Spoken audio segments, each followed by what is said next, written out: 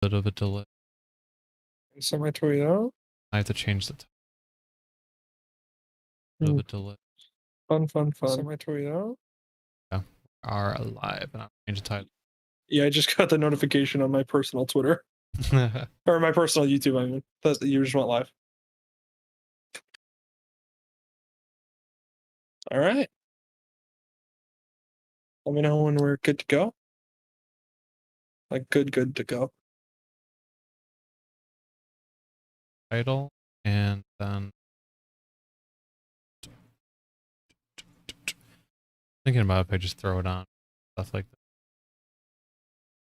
beforehand to funnel. Yeah, see, like all my titles are what we said last time. Like all my titles are what we said. I have the chat. I have like our actual like Twitch pulled up and everything, so I have the chat to the left so I can see it.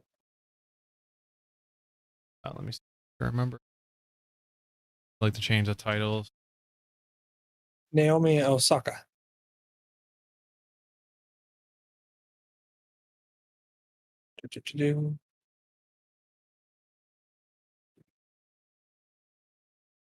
Okay. Yeah, I can see you're in here. Yeah. Okay. Be considered live. Okay. Are we so live? Like I can start talking. Live. All right. I will start talking. So, all right. So, welcome one and all to another podcast this week. Not a super crazy week for sports, I feel like. Just because Memorial Weekend, the holiday, people got stuff going on. There's really not a lot of sports news hitting the Twitter feed or anything, but there was a lot of stuff today, as well as some interesting stuff that we'll kind of cover. So obviously, right off the bat, Naomi Osaka and that whole saga is something that we'll talk about. We'll also address the NBA playoffs. We'll also go into some of the NFL talk, some quarterbacks that I want to highlight. One quarterback who is just obviously breaking the internet right at the moment with his amazing mullet. And then another kind of, I don't know if I want to call it a new segment that I want to start, but basically a segment that I want to start is basically where I want to go over players or quarterbacks to look out for. I mean, I'm a big quarterbacks guy. I'm pretty good at scouting quarterbacks, or at least in my opinion, I feel like I've done a pretty good job over the years of kind of picking out the quarterbacks that I think are going to be successful, and they usually are. So in that way, I like to highlight some players and quarterbacks that I think that everybody should be on the lookout for next year. And so we'll start with our first player of the week there as well. So that'll be a little bit later. And then, of course, we'll also kind of cover just a range of things that we'll go through. I'm sure the conversation will either evolve or devolve into whatever we just start talking about just for the heck of it. And that's how you get like the angry Major League Baseball rant that I went on, about that. It's just, things like that happen. So, yeah. Natural evolution. Yep. Exactly. And it just, that's kind of how it goes and everything. So I think we should also, because you actually have one today and I do as well, is we can also start first off right off the bat with just being like, all right, what are we drinking? So what is it that you happen to be drinking? Because I did see that. I only have one of these left, but it's just Kugel's Summer Shandy. Oh, there's the blur. That's gone. Nice. Super basic one. I mean, I can't wait until the Kugel Summer Shandy, like the orange, come out. As soon as that happens, I'm going to be drinking that. Okay. Oh, yeah. And it was last year I drank a ton of it during the summer because it's like my summer drink. It's like my favorite thing. So this summer, when that happens, I'm down and that'll be what I'll be drinking. So for sure. Is there like a release date, or how did you know about it like supposedly coming out soon? Well, no, it's not something I like know that's supposedly coming out soon. It's more or less like I just drink it last summer all the time, and I'm assuming hopefully that they're coming out with it again this summer. Oh, right. Okay. So that would be great if they do. I haven't seen it in stores yet, which is unfortunate, which makes me think that maybe there's a chance that it's not, but I really hope it does. Yeah. So what were you going at? So then I personally am drinking right now, which I don't know if I'm drinking all three of these, but is a Jack and Daniels. I have these left over from Memorial Day weekend. which is the Tennessee quality whiskey and cola mixes, where they're like a pre-mixes. What? Okay. Yeah, did you? Okay, here we go. This is what we talked about. Devolves or evolves into segments, and this is one right here. Did you see this whole like trend that's happening now in liquor stores and everything with mixed drinks, like pre-mixed cans? No, I had no idea this was a thing. Okay, so if you go to the store, and they even have them at like Walmart and stuff because I've seen them around. But if you go to the store, even like any liquor store that you go to, they have these like new things now, which are like these pre-mixed cans. And but if you go to the store, interesting because you can get literally anything. So for example, this weekend I had the Jack Daniels and the cola and whiskey one. So this is a pre-mixed can. It's 7%.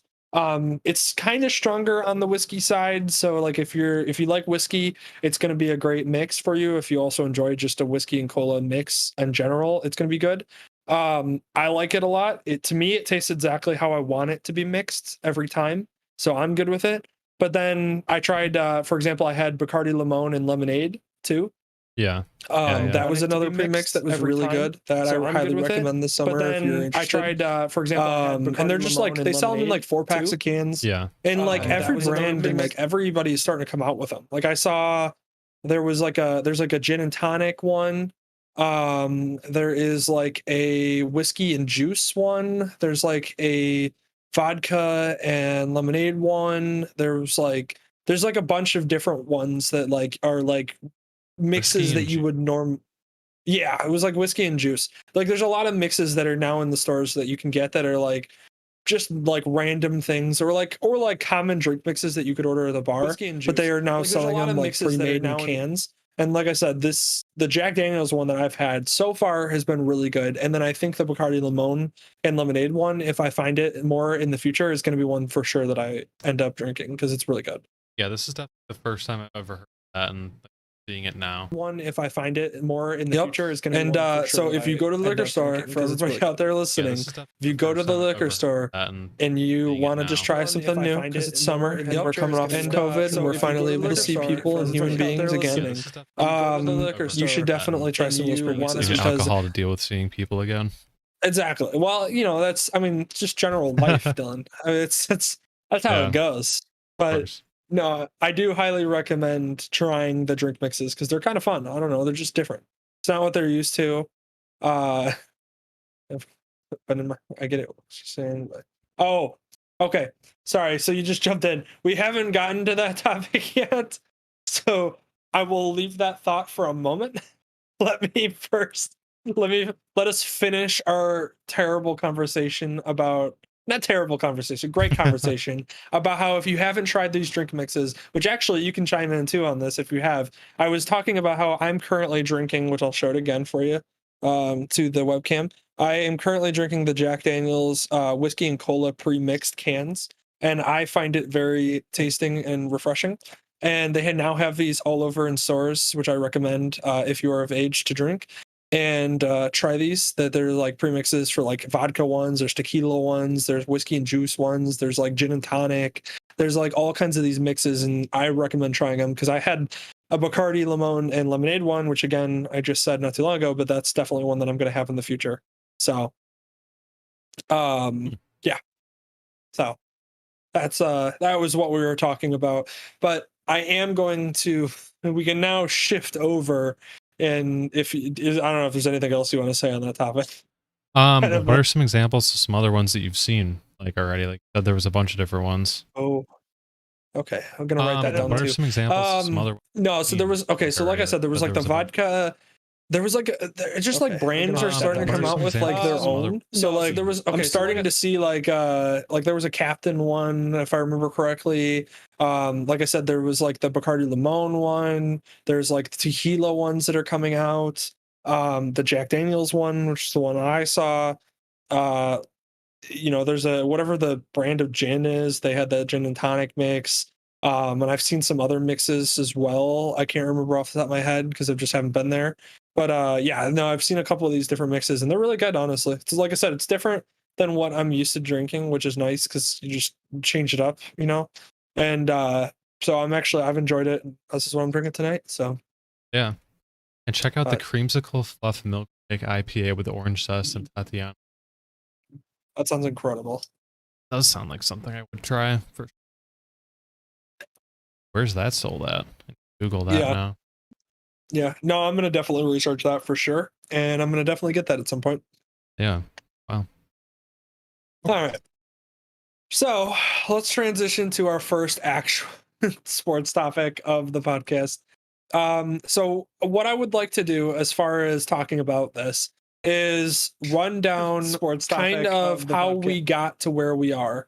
And then from there, after we kind of run through where we got to where we are and how kind of we all got relevant to where- information and everything you need to understand as far as the situation goes, we'll then kind of give our opinion on what we think this kind of says about her, the situation, and then in my opinion just kind of overall sports and what this could mean as far as other athletes and other sports and everything.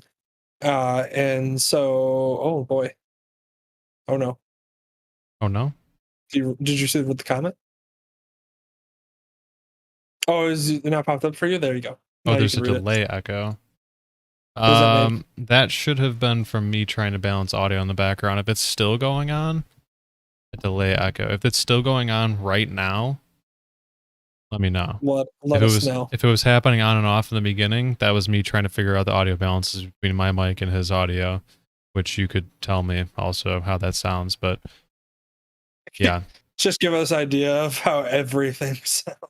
now that the modement's been multiple times better now. Okay, yeah, so I've stopped doing that. I've determined this is probably an okay balance. It's hard to do unless you're live or I'm like able to record beforehand or something. So yes, thank you for letting me know though. Yes. That's good to know. So, anyways, yeah. So, like I said, I think we are going to start where we kind of run through everything that has gotten to us this point in this kind of topic. We'll kind of run through all the pertinent information, like I said, and then at the end, we'll kind of give ourselves an idea of what we think on this, what's happening with her, what's happening in the media, how people are reacting to it, and then we'll also kind of give our own commentary on what we think in this affects the sports world and kind of the overarching conversations that can be had about this that this kind of opens the door to.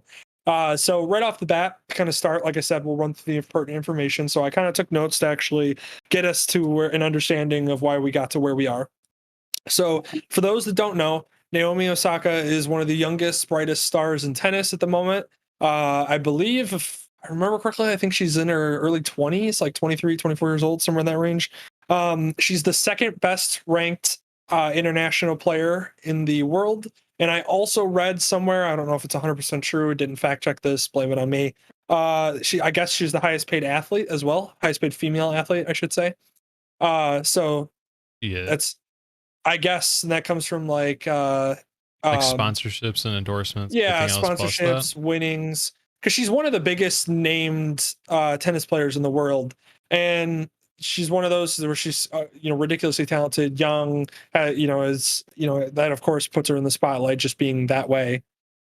So that's kind of the gist there. She also essentially what happened with this whole situation, where we are at the moment, and then kind of what she said about it, and then what led to that. So essentially, where we are at the moment is basically she had made a comment to her fans over social media, I believe it was, basically stating that she was going to avoid any of the press conferences in the future, and that was kind of what she said on this. And then, of course, everybody freaked out because her missing the press conference. They fined her $15,000 for missing the press conference.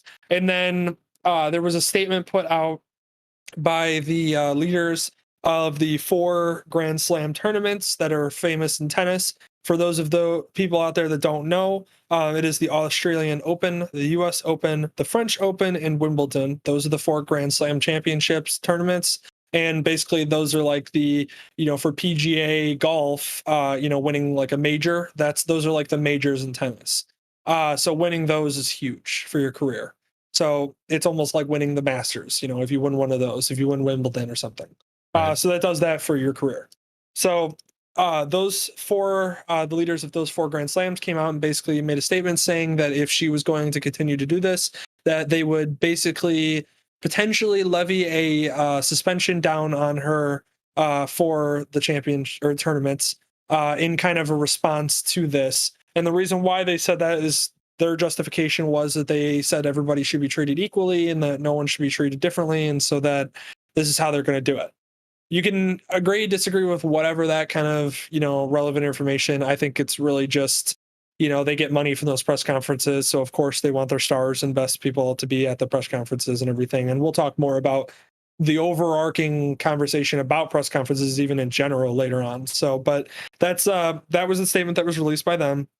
She then came out and basically said that she's leaving or stepping away from the sport at the moment and stepping away from the French Open, which is where she was. The French Open being, again, one of those 4 Grand Slam tournaments that I named previously. She cited that she was stepping away to kind of help with her mental health and that she has been dealing with depression since the 2018 US Open, I believe it was. And I don't know if people remember that really well, but the 2018 US Open was the tournament where essentially she was playing Serena Williams, and it was a kind of a big controversy, even where because she was playing Serena Williams, it was like her biggest. She was a huge fan growing up, all through high school and stuff like that. She loved Serena Williams, kind of one of her idols in tennis, and that match kind of went sideways because there was a couple faults that Serena got punished for or was getting punished for in the match, like mid-match while it was going on. And then at one point I don't know if she talked to her coach or had talked to her coach, and receiving coaching mid match in tennis is against the rules. You're not allowed to receive any coaching mid, as the match is going.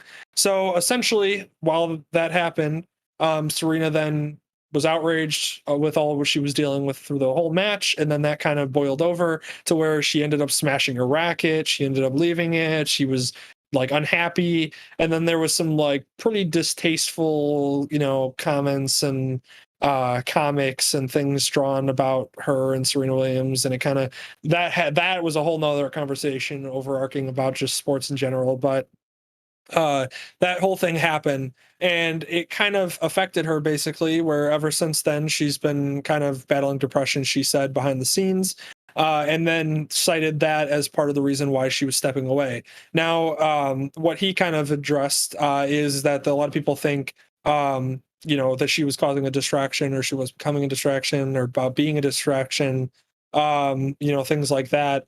It's one of those where this whole situation happening, what she even, she talks about basically is how she's always had anxiety talking to the press, and how those issues have always been there, and it's not something that she's ever really grown comfortable with.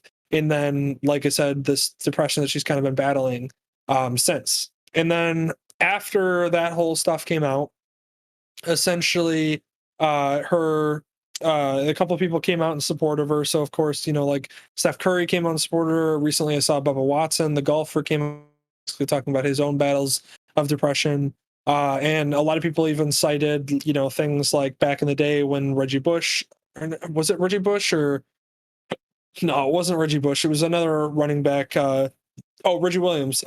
When he was in the NBA or NFL, he was doing like press conferences, like post game press conferences, like with a helmet on, because he hated talking to the press, and it always gave him like anxiety. It's cited and everything. Which, in my opinion, now kind of, giving out all the facts and everything, kind of where we are. My opinion on the immediate issue before we break into kind of conversations about what this means in sports and what this could mean in the future. In my opinion, it's something that people don't realize is that, and we always say it, but athletes are humans, and it's one of those where people just don't realize that, like, you can say all you want, like, oh, you became a famous player, you're in the spotlight and all that stuff like that. You're supposed to be dealing with this, you chose this, things like that get thrown out there all the time. And it's one of those where it's not really the case, for a lot of people. Yeah, there's athletes for sure that enjoy the spotlight, love the spotlight, and that's what they live for. But there's also athletes that like just were good at the sport, got to this level, and now have this huge sudden fame thrown on them at such a young age, and all the pressure that comes with that, being as highly ranked as she is, and all the the hype and everything like that. And, especially with Serena Williams being in there, and we all know Serena Williams is, getting older, and it's going to get to a point where she's not in women's tennis anymore. And that's kind of like been the icon of women's tennis for years. So it's one of those where once she does step away, it's the same thing with golf, where for years we've been looking for the next Tiger, and that we put massive pressure on young, golfers such as Rory McIlroy, Jordan Spieth felt that pressure at one point. And now you got guys like Zalatoris, that's being talked about as ridiculously, and we actually even covered Zalatoris in a video. Colin Morikawa is another guy that's popping up too. It's just that happens in golf, is people are always looking for the next Tiger Woods. Same with the NBA, it's always looking for the next Michael Jordan. And it's unfortunate, but that's the way it works. And same with the world of tennis and women's tennis specifically, people are looking for the next Serena Williams. And so of course, that happens, and then you get a young superstar who's coming into it, and guess what, it's one of those where at the end of the day, yeah, she's this talented and everything like that, and she's in the spotlight for how good she is and what she is as far as an icon for other tennis players in the world. But not every person is built to field the media questions, field the hate from the media questions. I mean, it's one thing to say don't read it or don't look into it or you shouldn't listen to internet trolls and stuff like that, and we can all say that in a perfect world, and it's nice and we can all agree. But the problem is that for some people, they look at stuff. They look at the commentators, they look at comments and on posts and on social media. And I'm sure she's getting direct messages, and I'm sure she's getting hats that are coming at her for things, or and I'm sure that happens to everybody. Yes, but there's some people that just don't handle it as well as others, and don't handle the spotlight as well as others. And so I think, in my opinion, if you're looking at this whole situation, I think people need to kind of lay off it a little bit and realize that not everybody's built for the spotlight, and sometimes the spotlight gets forced upon you because of your talent and everything like that. And it's nice, when as an outlooker, I can go, well, she's making tons of money, second, the highest paid female athlete in the world, yada, yada, yada. That's all. It's got to be nice. I wish I was, half that, or something like that. And you can say all that, but then you also have to understand that there's all the spotlight, the pressure, all the talk, all the comments that get seen, just general things that are going to come up about you that you maybe weren't prepared for or never had to deal with when you were in high school and college and weren't as well known. So for me, in my opinion, and I'll let you give your opinion on the whole topic, but for me, I think people just need to kind of relax and lay off it a little bit. It's one of those where you don't know how people are going to react to the pressure and into everything. And yeah, I think people do need to realize that sometimes these athletes do need to take a step away from the sport, or take a step away from the spotlight and everything, and understand that they are under immense pressure all the time, every day, all day. And it's nice for us to realize every once in a while that they are human and need a break, just like me and you. So yeah, if you want to go ahead and give your opinion here as well.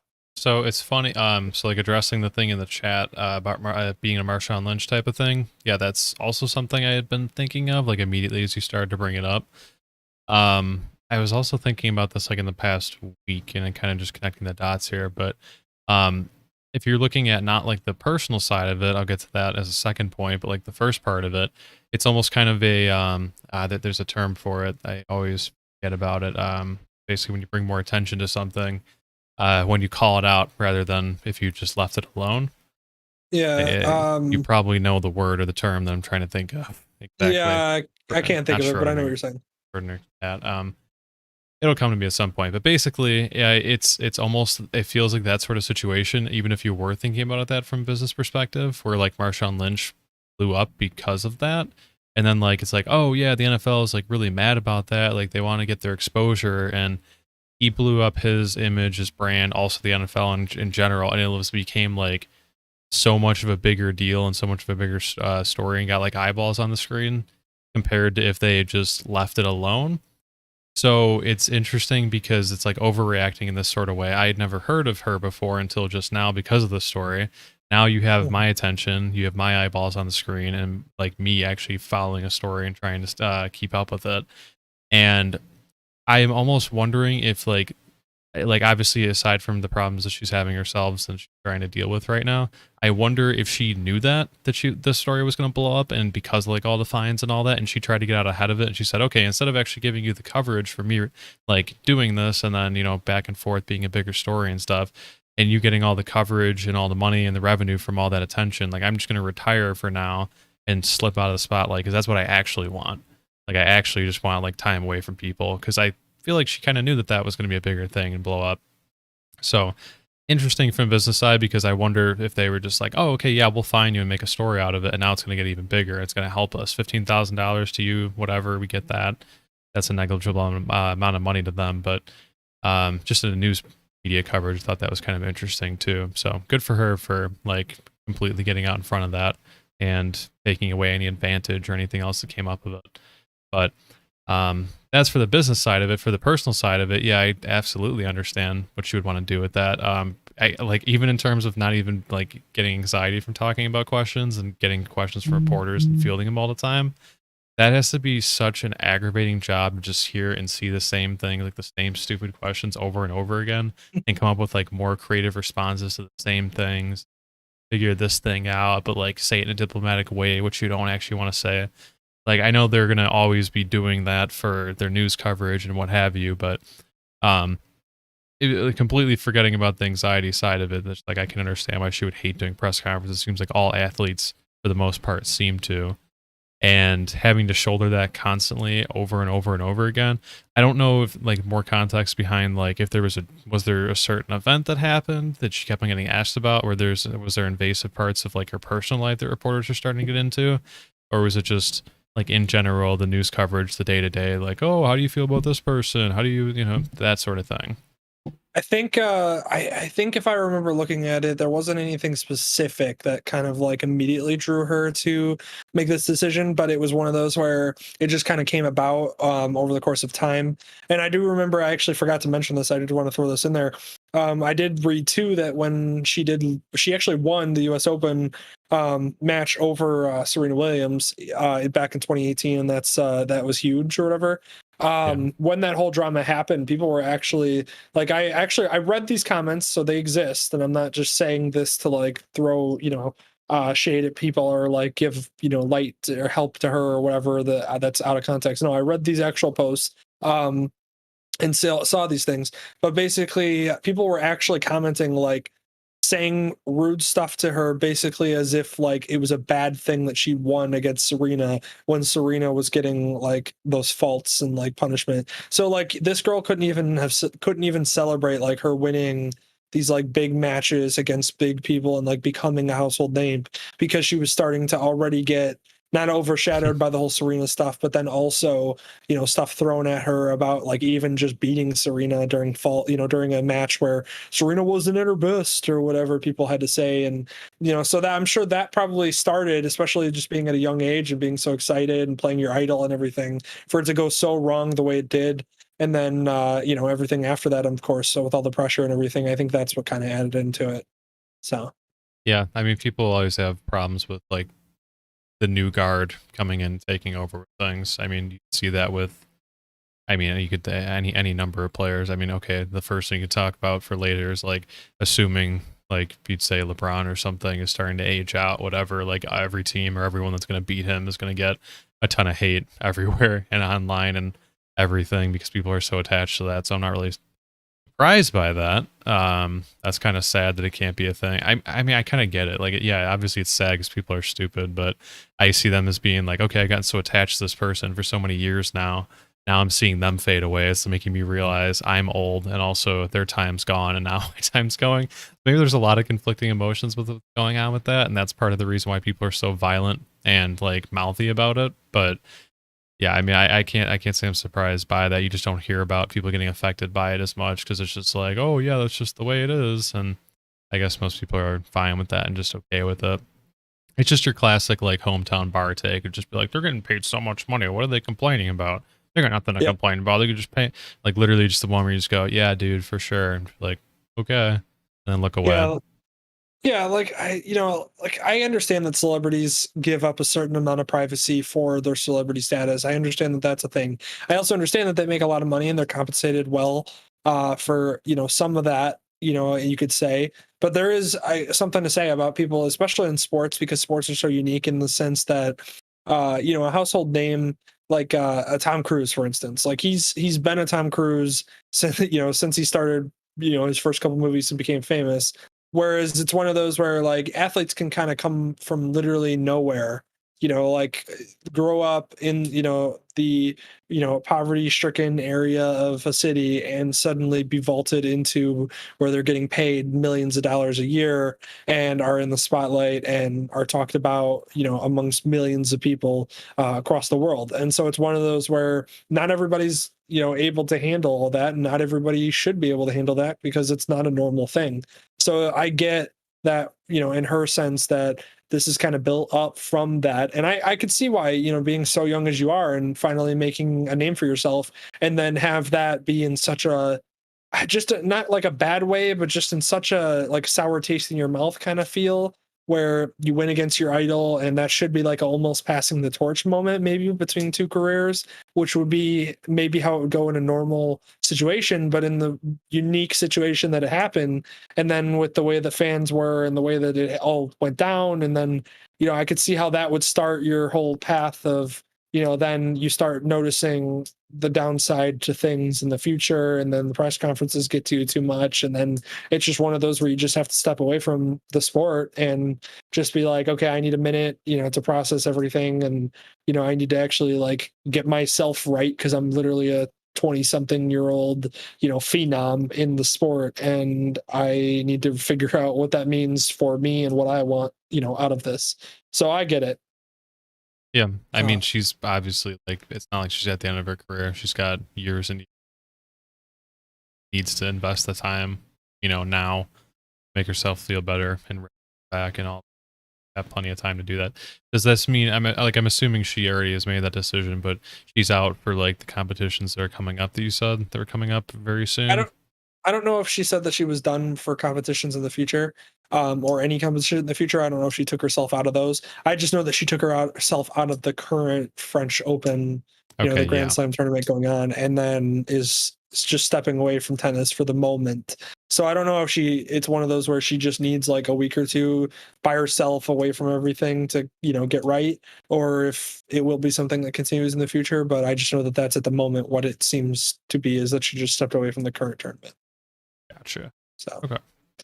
But yeah, so, and then the other thing too that I kind of actually want to talk about going off of this as well, real quick, before we move on, which is actually something, a question of a greater, not talking about her or using the situation lightly, but something I just thought was interesting that I want to mention, that I saw kind of a hot take on, and it was about this in general, in a different sense, from looking at it as, do players really need press conferences like they used to? And the reason why I saw this was a thing is because, and I kind of get it, is that back in the day, press conferences used to be a thing where, because you didn't have social media to get your name out there, because of all that, you were able, like fans and people were able to get to know you and your personality based on post press conferences, and you're talking to the media and talking to the public in that way. And so it's one of those where it brings up a kind of an interesting question, that kind of isn't related but related, is whether or not athletes really need the press conference or post-game press conference anymore as much as the networks and sports places need it for revenue and things like that. And it was citing things like, for example, like Kyrie Irving been doesn't like doing press conferences or whatever, and they were saying like, well, does Kyrie Irving really need the press conference to answer the same questions he does all the time, or anything, if he can just get his own like popularity and stuff based on social media? And that goes the same for most athletes, where they can interact with their fans and their fans can see their personality and get to know them better on social media. So it's one of those where, do we actually really, like, do players really need to value the press conference as well as they used to? Which was just an interesting idea that I thought was kind of fun to poke at and see if what you thought about that and talk about it. So is the question, do the players themselves for their own benefit need press conferences, or as a whole the sport or the team? Because Like, then that's different. Yeah, it was basically saying like with players not needing it as much anymore for popularity, ego gaining, usually that's when people, like I said, back before social media and everything, Right. would kind of interact with the player and kind of get to know their personality. The question kind of is, with that being said, does the sports world really need post game press conferences anymore? Especially because there's always controversy with them where, you always see things where it's like, some reporter asks a dumb question like, well, why didn't you shoot well? And then the person goes like, what do you want me to say? Like, I didn't do well. What do you want me to say? And like gets angry. And then Yeah. it's just a pointless press conference. Like, the things like that always pop up, where it's like the reporters just start asking dumb stuff or something happens. And the question is basically, do we need those in sports anymore? Or is it one of those where we can all just kind of like, maybe a weekly press conference is good enough and let's call it a day? I'll say, unfortunately, like I think it's like in terms of personal growth, and if like players want to brand themselves and get themselves in recognition, like, certainly not. They don't need that at all. In terms of like keeping the sport fresh in everybody's minds and giving people to talk about and giving the 24/7 news cycle with almost every sport now, like yeah, they definitely need it because those clips you're talking about where people get mad at like stupid questions, those are what like circulate on Twitter. People have effects on that. You got your one like your cousin Andy or whatever saying like, why did he have to react like that? And then you got like Uncle George being like, well, he's just asking a question, and then that generates news cycles. That's a hashtag that gets like more exposure to the sport. That forms an opinion about the player and then why people like them. They hate it. All like fosters engagement, and they love that. Like there's so much stuff on that because there's so many things you could do with that and networks or YouTube or literally what we're doing right now to talk about. It literally keeps it fresh in people's minds, and that's what's annoying about it. It's like when you hate a commercial and you hear it all the time, and even though you hate it so much, it's like stuck in your head and you're like, I'll never buy that product. That's how I am with most things. It still takes that part of your brain every time you see something related to it, and it forces that connection when you're seeing things like that. And it just takes parts of your vision in like things you're paying attention to. It always takes up space. So for the business and like the sports franchise or sports entity as itself, like yeah, they definitely need. They love that. They would have more of it if they could. That's why you see there's so much around like the OTAs, maybe like for the NFL or any practices, G League practices. I mean, even if it's outside of sports conferences, I guess you can make an argument that like players having their own social media on the side, like having their own videos and stuff and like recording things at practices. I mean, those get fostered around pretty well too, or like thrown around, but I don't know if they're also, you can't enforce it. You can't like regulate it and have it once a week like you're talking about, or maybe even more than that. It's just kind of relying on players to be expressive on their own, which in a lot of cases, I think we talked about this before, like with the MLB or the NHL, if you don't have that sort of thing and give those players like opportunities to express themselves and kind of force them to, they don't have superstars to market. They don't have other people to throw into the national spotlight and write stories about. So I think it kind of forces it, and they do the best they can with that. And you get lots of different scenarios where people don't. They just have the same answers. The people who slip into the background and you don't hear a lot about, they give you the media answer, they give you the PR answer, boom, they're done, they're out of there.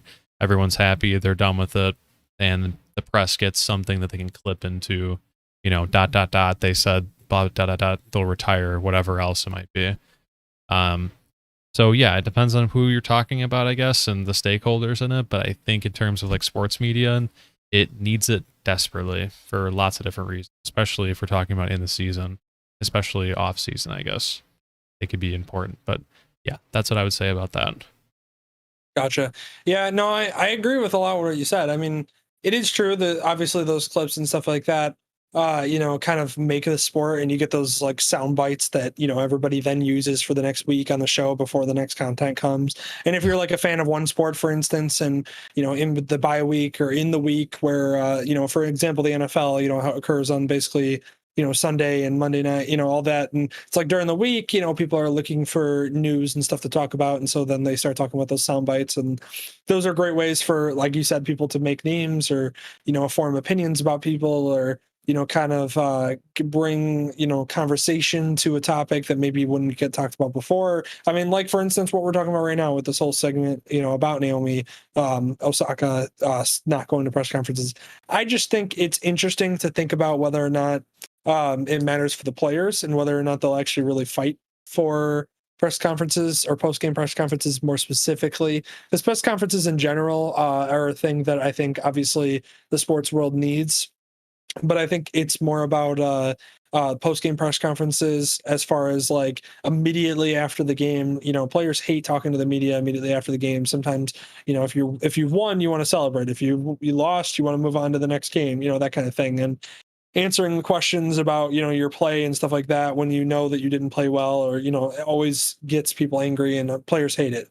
So it's one of those where I almost wonder, if players will ever put their foot down with this, and this will be continuing to be a thing where we'll start to see players refuse more and more to do post-game press conferences just because of all of that. I mean, how many times in the post-game press conference can we ask Aaron Rodgers if he, likes Jordan Love? Or, it's things like that where you just go like, this, how many times can we do this before like it starts to get too redundant where players are just like, listen, I don't want to be here. This is, people aren't watching this over and over again, like for this, same question to be asked and me to say the same thing. So I think there's something to be said there. But yeah, it's just an interesting commentary I saw on the topic, and kind of something that came out of this about players' power and, individual athletes' power in their own sports media, and just, their own sport in general, and being able to kind of flex that a little bit in post-game press conferences does make sense if that is a thing going forward. So it's just, like I said, just a fun topic that I kind of wanted to cover that I thought was interesting. I saw it proposed basically in a couple of articles, and that's what kind of sparked me to kind of, I don't know, think about that, or like see that and be like, oh, that would be kind of a fun topic, get our opinions on, as well as maybe, get some comments from viewers and stuff. But yeah, so just something I thought would be interesting to bring up and everything like that.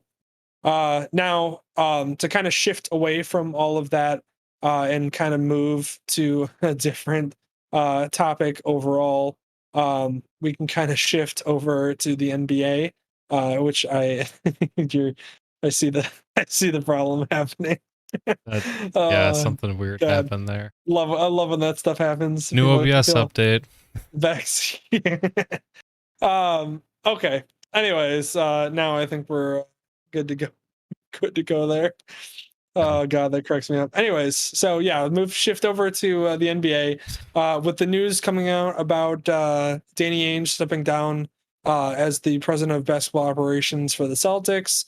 It's one of those where it's he's run the Celtics very well, and they've been very competitive over the years. He's always gotten good coaches in there. He's always gotten good teams put together in his tenure there. It's just one of those where I guess maybe he just wants to step away from the game, which is understandable, and I completely get it if that's the case. Or if he just feels like it's time. I don't know. I didn't hear anything about there being like internal pressure to leave the job or not, so I don't think that that's really what's driving this decision. I will say, though, there is something to be said about when Coach K was retiring or thinking about retiring. There was a lot of questions about, like, oh, would Brad Stevens go back to college to take the Duke job? Because obviously he'd be set up there, and that would be a good job, for him and everything if he wants to get back into college basketball, which, I think is interesting and definitely an idea for sure.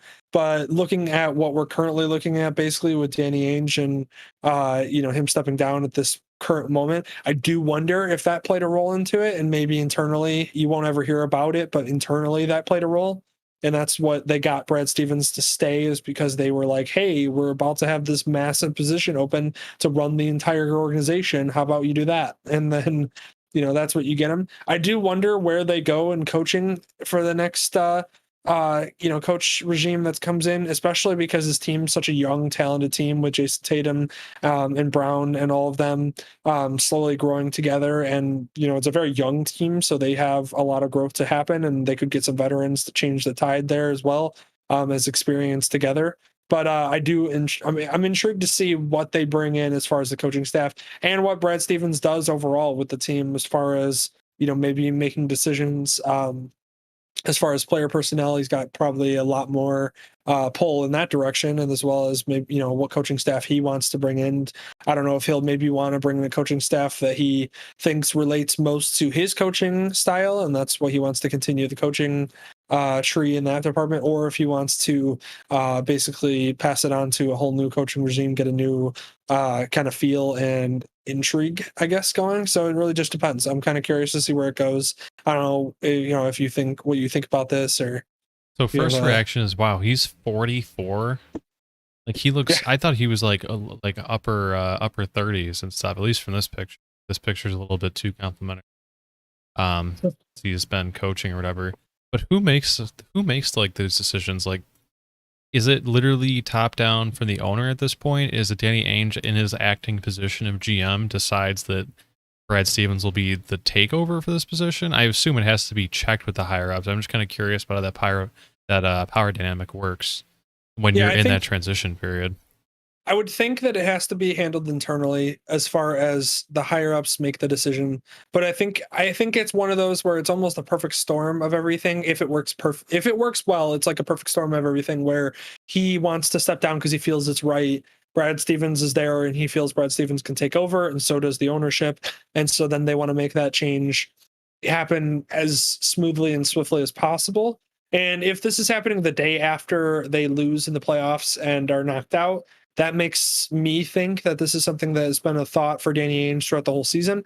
I just, like I said, my overall fear is I wonder if he was almost kind of pushed out a little bit in a way because they were afraid of losing maybe Brad Stevens to the Coach K, replacement job, or if it was one of those where basically they had said that they told Brad Stevens like, hey, Danny Ainge is going to quit soon. We'd like you to take over his position.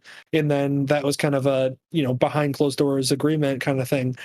That's my whole thing. I just wonder how it occurred. I wonder if the takeover happened, organically with Danny Ainge stepping down and him taking over his position, because it seems almost too perfect. And just knowing sports, that never is, it's never smooth and nice and everybody's happy with the decision when stuff like that happens. So that's where I wonder. But I would say to your question, because I kind of, ranted a little bit there, I will say to your question, I think it has to come from ownership. And then I think that you also have to have Danny Ainge be in agreement, as well as Brad Stevens behind closed doors, all of them be in agreement that this is going to happen. So, yeah, and Danny Ainge was kind of a dirty player back in the day, but I will say the fun fact about Danny Ainge, I'm pretty sure if you want to look it up, he was going to be he could have been like a 3-sport athlete if he wanted. So that's pretty wild. And he was like one of the best defenders in the league at the time. Back when he was playing with that Celtics team that had like 5 Hall of Famers on it. So yes, he was a player back in the day. Was a little dirty, but that's mostly because of that era. And he was also a defensive guy. So being a defensive guy in that era, you kind of almost had to be a little dirty just to, be that way. But yes, he was a player during that like ridiculous Larry Bird Celtics times, during early Jordan years, Magic years when that whole thing was happening in the 80s. But go ahead with what you were going to say. That thought kind of got wiped from my mind. Actually, what I'm asking you about now instead is every time I saw people talking about this, just happened today or yesterday, whatever it was pretty much that I think that they would only be protecting like 2 players in the entire team, and they'd probably be willing to trade everything else if they had to like retool their team. Do you think they have to do that as they're currently constructed, or are they in a place where they just need to retool a couple of pieces and, go for another shot again? I think that they definitely, so you're going to have to pay Jayson Tatum a massive contract when his rookie contract's up here. You're going to have to like pay, him a 25 million to 30 million a year contract. So that's coming up. So it's one of those where that obviously takes away some of the flexibility. You're also going to have to pay Jaylen Brown a significant amount of money to keep him there. And so I think it's one of those where they have a great core. I think they just need experience, and I think they need to change it up a little bit as far as the complementary players for those two, because the way that it's currently constructed, it doesn't seem to me, it feels like how the 76ers kind of feel every year, where the 76ers are like 2 superstars but they don't seem to, like, the team around them doesn't seem to complement them each enough to make them like the team to beat in the East, and then they end up winning the whole thing kind of thing.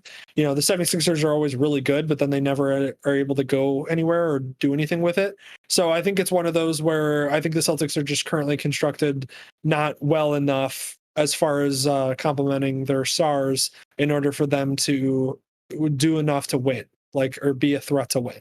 Because Jayson Tatum dropped like 50 points twice in these playoffs, and he only played like 7 games or 6 games total. So it's one of those where you have great superstar talent there in Jayson Tatum. You have good players like Jaylen Brown.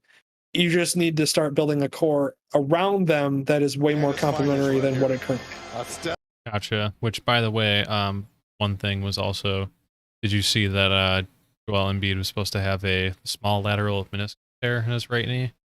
So they probably have to hold him out for the rest of the series. And then two, apparently the Knicks just got eliminated. Oh, did the Knicks just get eliminated live? Wow. That's rough. I think so. I see the highlight. Man. Ray takes a bow as he sends the Knicks packing. Oh, rough. Well, we were going to talk about the Knicks too. So, and our picture doesn't seem as happy as what we were going to talk about. Could have pretended like this was in the past. Yeah, right. No, now we're going to talk about it live. In a minute, though, we'll finish what we're talking about now. But yeah, that's like I said, I just think that this team ultimately needs to just construct themselves better. So I think there is a little bit of a roster haul, like not a full roster overhaul where you need to just like trade everything, like the Magic are doing right now, and get new talent in. But I think it's one of those where you just need to get rid of some players and swap them out for players that better complement Jayson Tatum as your core. That's who we're building around guy. Yeah. Okay. So. Cool. In other news, oh, sorry, go ahead. No, tell me about this, because I'm not fully familiar with this man. I've heard his name a couple of times, but I just want to know a little bit more about why this is significant. Dylan, the fact that you just said I don't really know that much about Coach K, that actually blew me away. I actually thought you were joking for a moment there. No, this podcast is more educational for me, for you to fill me in on things rather than me explain things. Oh my God. And my take on it. Oh God. Did Coach K hit 900 wins in his career? I think he did. He's yeah. Yeah, so he's considered some people call him basketball evil because he's okay. So Coach K is a legendary coach for the last like 20 plus years in college basketball. One of the winningest coaches in history, won multiple national championships, one of the greatest coaches in history, and will go down as one of the greatest ever. He coaches the USA team like multiple times. He's the one that coached, I believe, that 2012 USA team that won with LeBron and Carmelo and all them. He also he's been a Duke forever, and he's basically made Duke into being Duke. Like, the fact that Duke is like a powerhouse in college basketball, it's because of Coach K. Now, the reason why some people, especially Aaron in the chat here, calls him the basketball evil is because he really, really fully embraced the one and dones when that was happening, when that was first starting. And that's why people are kind of upset with him as far as that goes in his legacy, because he definitely embraced the one and dones when it was happening, and he won a championship off of it, and has won a lot of games with it, that strategy. So that's kind of why. But yeah, he's an absolute legend. You have to like look up his win total and everything in college basketball. What do you mean the one and dones? That's the part that I'm missing. One and dones is in like a player goes to college for a year and then goes to the NBA. Okay. That's what we call that's what you would call a one and done. Is a player that goes 1 year and then is done. Gotcha. Okay. So, and he's the one that basically kind of fully embraced it, and being the powerhouse that Duke was, he ended up winning, I believe, a national championship with that kind of one and done strategy. And in doing so, it sparked other teams to obviously go, hey, we have to do that too in order to be good and, meet the same kind of quality that Coach K has in his, teams and everything. So then that's why we're at this point now where one and dones are such a huge part of college basketball. So that's why he might be considered basketball evil. But overall, though, he's one of the greatest coaches to coach in history of college basketball. And like I said, I'm serious. If you just Google his win totals real quick on the side, it's just he's won an absurd amount of games, and it's just ridiculous. Yeah, let's see. What is it? Men's career during the Oh, time. it's over 1,000. That it Oh said yeah, that was the article was so. Oh, here. yeah. Just go to 1,097,302. just go to his Wikipedia page real quick. Yeah, that's his record overall. So, yeah, he's coached. So he's actually from Chicago too, which is also shout out to that. Huh. But yeah, he's coached from Duke in 1980, Dylan, to present. Is that what that says? 1980? Yeah, Jeez. Yeah, 1980 to present. He's 97 and 30 in the tournament. that's 97 insane. and 30. Yeah, he's just ridiculous. And if you scroll down, he's got five, what is that? Five NCAA tournament or Division One tournament championships. He's got 12 Final Four appearances, 15 ACC tournament championships. He's ridiculous. He's absurd. He's got so many awards. He's won 1,000 games in his career. He's had so many just incredible teams. Like he's the one that coached the Anthony Davis team. That was like absurd. Oh, When okay. Anthony did that was if you look up the team that Anthony Davis was on in Duke, it was all five of the starters on that team went in the first round of the draft. Let's Like see all here. five starters. So yeah, it was literally Anthony Davis was the number 1 overall pick. Michael Kidd Gilchrist was the number 2 overall pick. And then there was like it was like you had like Deron Lamb go. You had what was it, Marquise Teague. We ended up taking Marquise Teague. I don't know if you remember him from the Bulls, but we took him at like the end of the first round. Oh, okay. Terrence Jones. Yeah, it was just stupid. Oh no, I'm sorry. Okay, I'm just dumb. Anthony Davis team was the Kentucky Wildcats. No, I'm sorry, Duke. I'm thinking JJ Redick and stuff. My bad. Wow, I just went on like a dumb Wow, imagine terror not there. remembering the correct names for any sport team for the past Oh 10 years. God, I Embarrassing. know. Look at that, Dylan. Just It's supposed to be terrible. better than that. It's supposed to be me who doesn't know this. I don't know. But yeah, it's the like he said, it's the blue blood thing. You made the tournament 6 years in a row. Then you had one where you didn't get to compete in the postseason, but instead your Oregon gets like a third. Yeah, it's just that's why people hate Duke. It's just people hate Duke because there's just so many. It's and Coach K is a big reason why because he always gets like incredible teams and they're always just absurdly catered to and they're also just absurdly good and they're all ridiculously talented. And he's had players like JJ Redick, who at one point was like the most hated player in college basketball when he was there. And yeah, he's had some ridiculous teams. He's coached some ridiculous players, and he's just been a legend in the sport for what you saw. I mean, literally 41 years. And yeah, it's crazy that he is retiring. And it's one of those where like not every year does a big coaching job come available, like in college football, if Ohio State, Alabama, Clemson, Texas, Notre Dame, Oklahoma, those type of schools, if a coaching job comes available, it's like crazy. It's like this is a once in a lifetime. Like, who are they going to get? And it's the same thing in college basketball. Like, it's Duke, Kentucky, North Carolina. It's just like who's going to take over. That's why you had North Carolina's head coach Roy Williams, who's another legend, retired not too long ago, and his protege took over.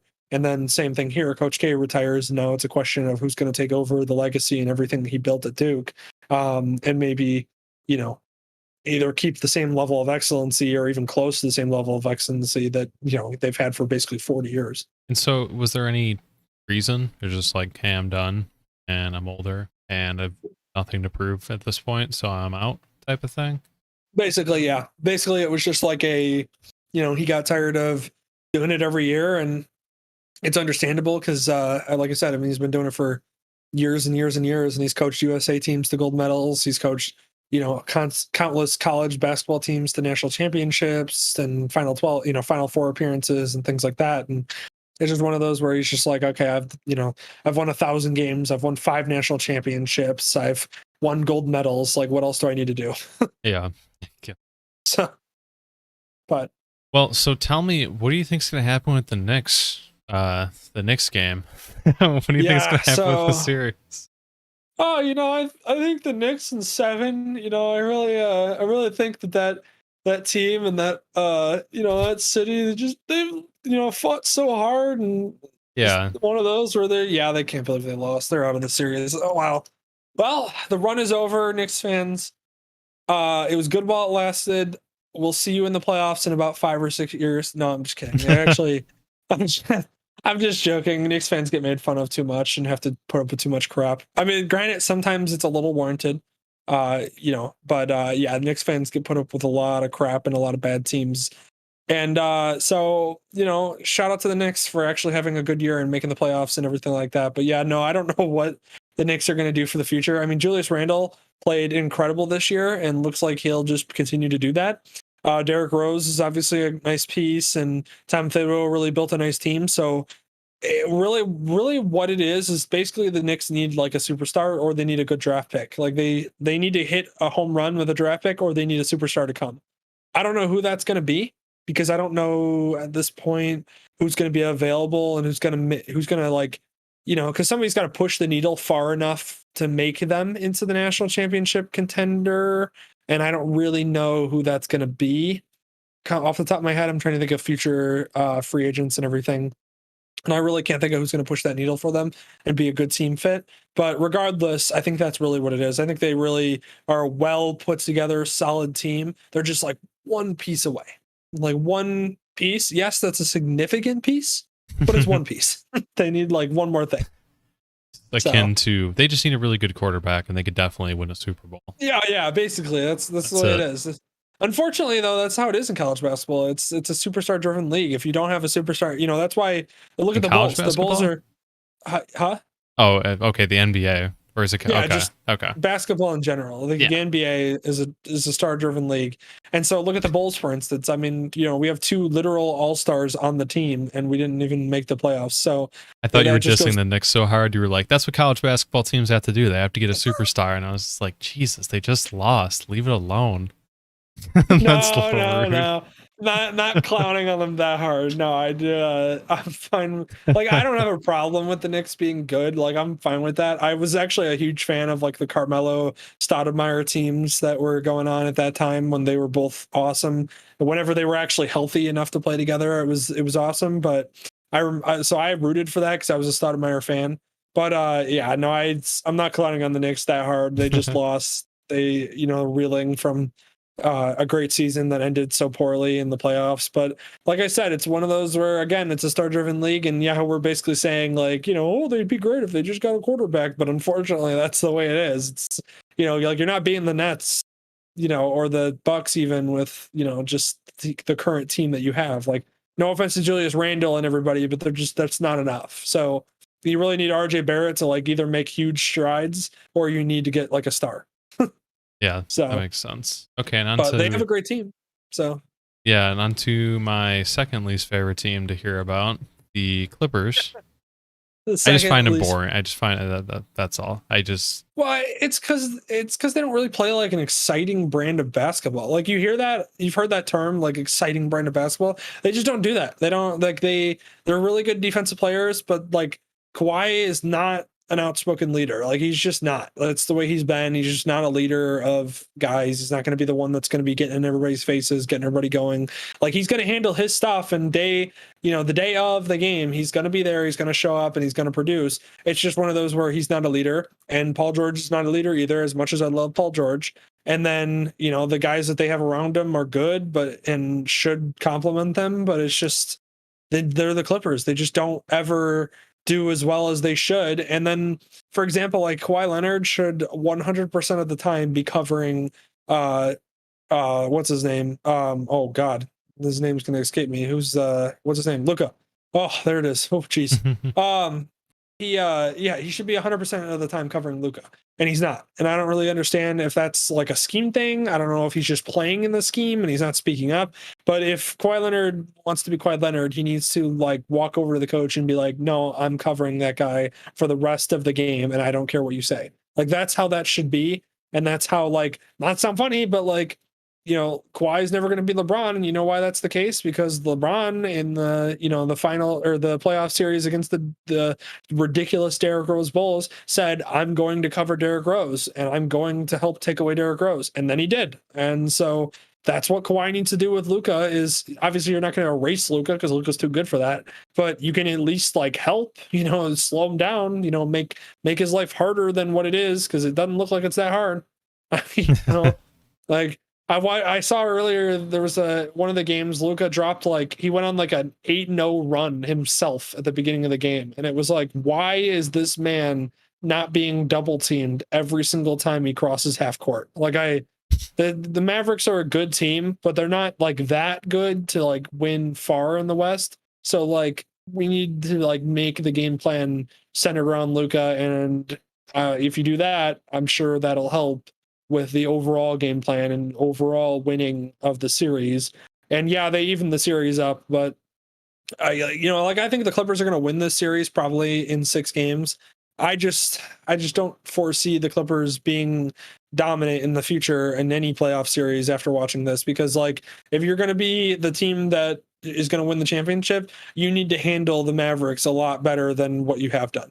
So, and you need to show that you can handle them better than what you have. You know what's a fun fact too?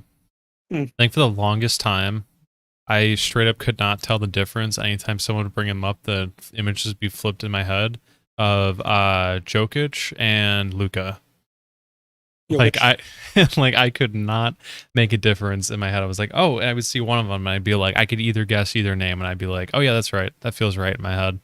Until I looked it up one day and I was just like, oh, okay. Nope, now I see it. Because they each were talked about as being like the new, like up and coming, like they're going to take over for LeBron type of person in the league.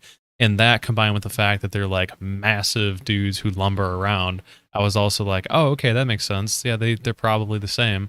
And then I saw their jerseys, and that's when I finally was just like, oh, wait, those colors are so weird. That's an alt jersey? And I was like, oh, no, they're different people. So different people. Yeah, they're different people. Yeah, Dylan, let me remind you that one of them is a 7-foot center and the other one is a 6'7" like shooting guard / point guard / I wasn't standing next to him. The height's not gonna do it for me. I thought yeah, but like they stand next to other players in pictures and stuff, and like one of them is significantly bigger than the other. Well, it's just, one of them's got like 5 inches and like 50 pounds on the other.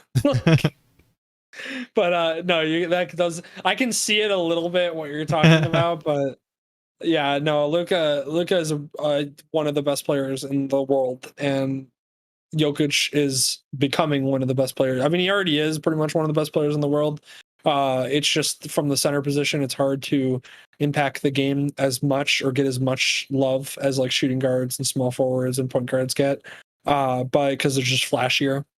Yeah. But yeah, it's like I said, at the end of the day, to go back to the Clippers, I don't know if the Clippers are ever going to be able to do it like well enough. Like I just don't have any faith in them in the next series or any series after this. Like I think they're going to win this series in 6. I just don't foresee them doing anything after that because they haven't been dominant enough in this series to make me go, yeah, that's a team that's going to be there. Like the Bucks sweeping the Miami Heat was like, okay, I literally said a week ago I have questions about the Bucks being good enough, but now after sweeping, the Miami Heat, I'm like, "Ooh, man, this series against the Nets is going to be amazing."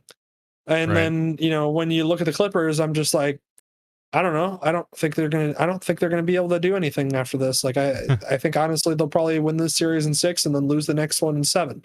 I don't, honestly, like I really don't. They don't think they have like a spectacular future ahead of them in this playoffs. So, and they have to be just like easily the most hateable. Like I just don't know anything redeemable about them. They're not like a homegrown team for the most part. They're just like they're the really wasted shot of just like let's go grab a bunch of superstars and make them come here, or like they want to come here or whatever, and then like see how it goes. But like I just have never been like, oh wow, I really want to see the Clippers, especially this team. Like I really want to see them do well. They really deserve it.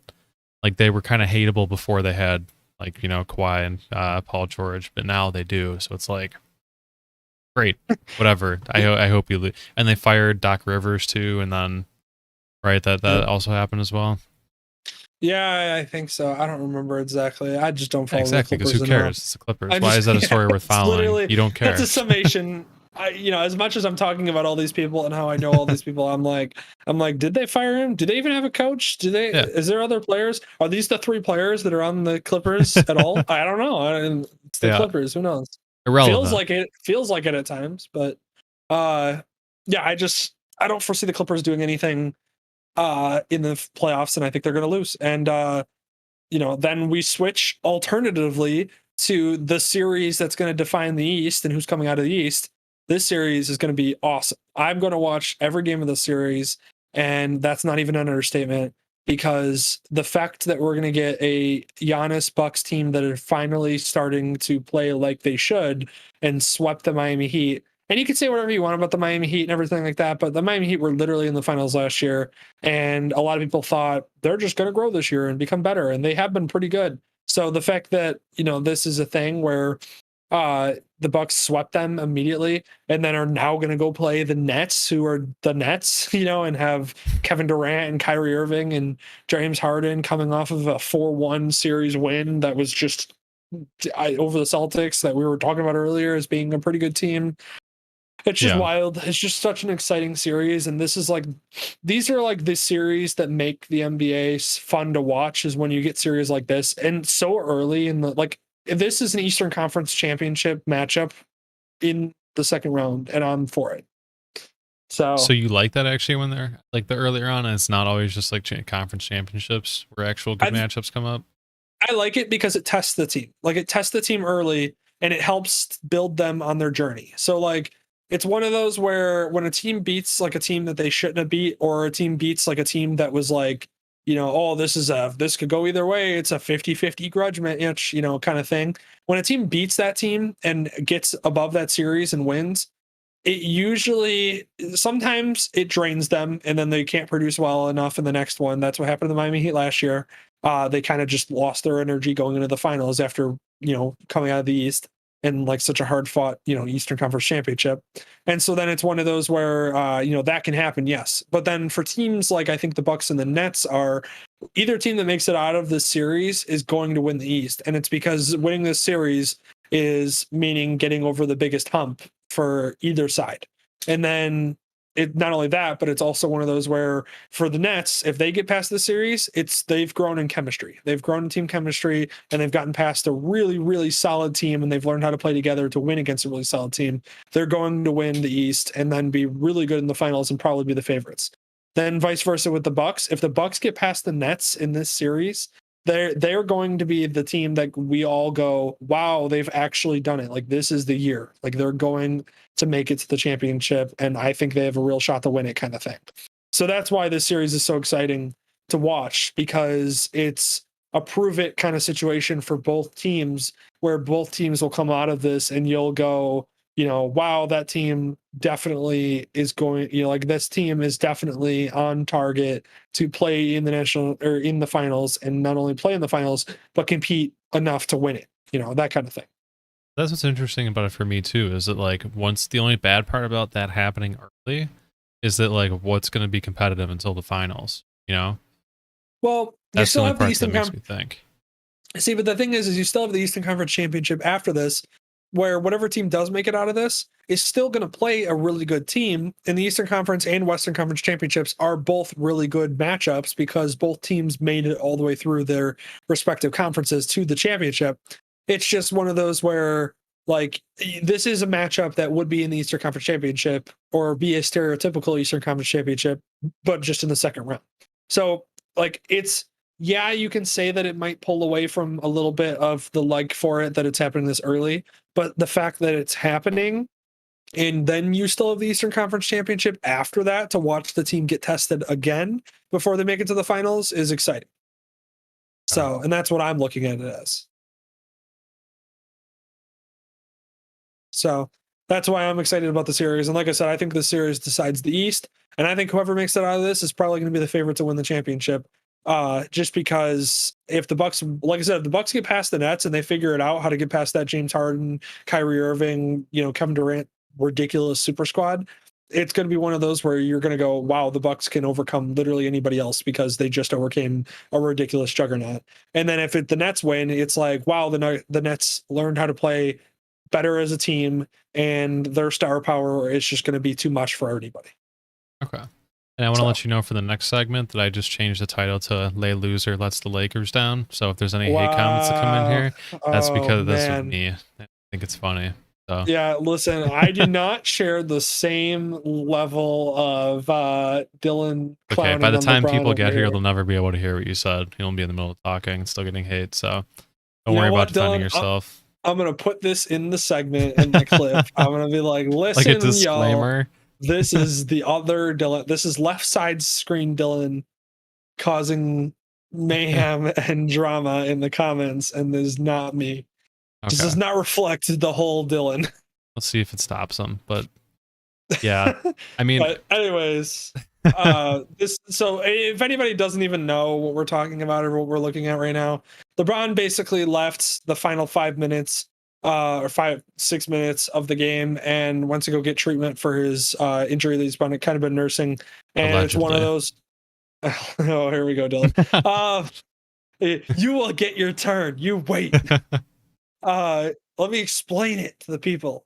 So anyways, yes, so this is LeBron leaving about 5 to 6 minutes early from the game. He went to go get treatment for his injury that he's been nursing. And there was quotes after the game that basically said that he needed to get his treatment or get, started on the treatment now rather than later, and they were losing anyways, and it wasn't looking good. So it's one of those. And you can say what you want about the lay loser letting Lakers down. I do think there is something to say about them not having Anthony Davis. And yes, you would like to say that LeBron did not put up enough into the game, but we've also seen this before where LeBron tries to do that by himself in that 50-point game where he then created the lifelong and etched in stone meme of him looking at J.R. Smith like J.R. Smith just stole a freaking baby and then threw the baby across the room. Like, it's just, this is the level of stupidity in that move. And the fact that J.R. Smith in the first game, and I loved J.R. Smith as a player just because he's J.R. Smith, but just like the level of dumb that had to go into him just not knowing that they were tied and not winning when that rebound occurred, and then him thinking like, oh, I'll just dribble this out, we won. And then LeBron being like, stupid, take the shot. And then him just being like, what? Like, it's just, it's immortal. It's going to forever live. But in that game, LeBron had like 50 points. And yeah, he didn't play very well in the overtime, but he did have like 50 points to force the overtime in the begin with. And so, and don't get me wrong, I'm not LeBron's the greatest player of all time. I don't think LeBron's in the conversation for greatest of all time, just because I think LeBron at his peak and at the end of his career is going to be the second greatest of all time. And I'm fine with that as a fan of basketball. I think that's okay. I just don't think that he has the role. I don't think people really can make the argument anymore that he's like in the conversation for the greatest. I think he's pretty much solidified that he's the number 2 greatest of all time. And that's like his height. Like, that's his peak. I think that's as far as he'll get once he gets, because in my opinion, there's just so much, and we can go into this whole conversation and I could rant about this one day, but it's been done too many times. Yeah, it's been done too many times, and I could rant about this and give my opinion, and I will at some point give my opinion on this because it's something that I feel strongly about, being a person that's grown up in the Chicagoland area and being, as you can see right behind me, Jordan's last shot, which you can't see, but over further off screen in that direction is another poster. Oh no, wait, no, you can see it. It's like right here. Is Jordan's first shot when he won the national championship, and then his last shot as a Bull when he won the the 6th finals. But I've always been a Bulls fan and a Jordan fan, so I have very strong opinions about this conversation. But I do want to say that there is something to be said, at least about LeBron not having AD, and when you're kind of like a team that plays well with each other and can win with each other, and then one of those two are out, it is almost like being, at like 60% strength as a team. versus 100%. So there's something to be said about that, and I think that that's probably going to be a scapegoat for a lot of people in the series when they inevitably lose in probably the next game. Yeah. But I'm just saying that outright, so that way it's at least we are respecting the fact that Anthony Davis was not in this game. We're respecting that, Dylan, and we're understanding that that's part of the reason why the Lakers did not perform as well as you would like. And yes, maybe LeBron didn't either, and this doesn't look good, him walking off the court with 6 minutes left. But I'm Michael just throwing Jeffrey that out there. Jordan would never. Never. Dude, that was the first line that you heard out of literally everybody's mouth. It was like, I can't believe it. Would you see Michael Jordan walk out of a game ever? Yeah. And it was like, all right, calm down, everybody. Jesus, love of God. Like, oh Lord, like it was just like, did you think that they were gonna win that game anyways? Like, if LeBron suddenly came out on the court, like, do you think that game was really gonna turn the tide? Like, it was one of the. It doesn't look good. I'll give you that. It really doesn't it look looks good. really bad. It looks real bad in a playoff series where they're probably about to lose next game. But yeah, I just little everybody slow the brakes down. It's not Michael Jordan wouldn't do that kind of thing. I I'm understand all there that. just for the reactionary stuff because it's hilarious. Like I intentionally hope to bait somebody in, like talk about that and get really mad about it because it's so funny. Bait somebody in. Yeah, because it's really funny. Everyone goes back and forth that debate all the time, and then people are like, "Oh, I was following it solely for all the super reactionary like hot takes and stuff." People, and I was just like, off the top of my head, I was scrolling through some of the feeds and was just like, "Oh, I came in here to see 2018 LeBron, and like he's washed. Like that's not. He's like never doing that again. Like LeBron's done." Like, oh, loser, all that stuff, and then like he only gets 7 points in the first half, and then he gets his late stat padding a little bit at the end just to get his stats up, and then he can leave once he still has time left in the game. I love all that stuff. It's super fun. As someone who doesn't really even care that much about like what happens with him or anything about the Lakers at all, I just tune in just for everyone to completely drop on any other team like that or any sort of superstar because it's funny.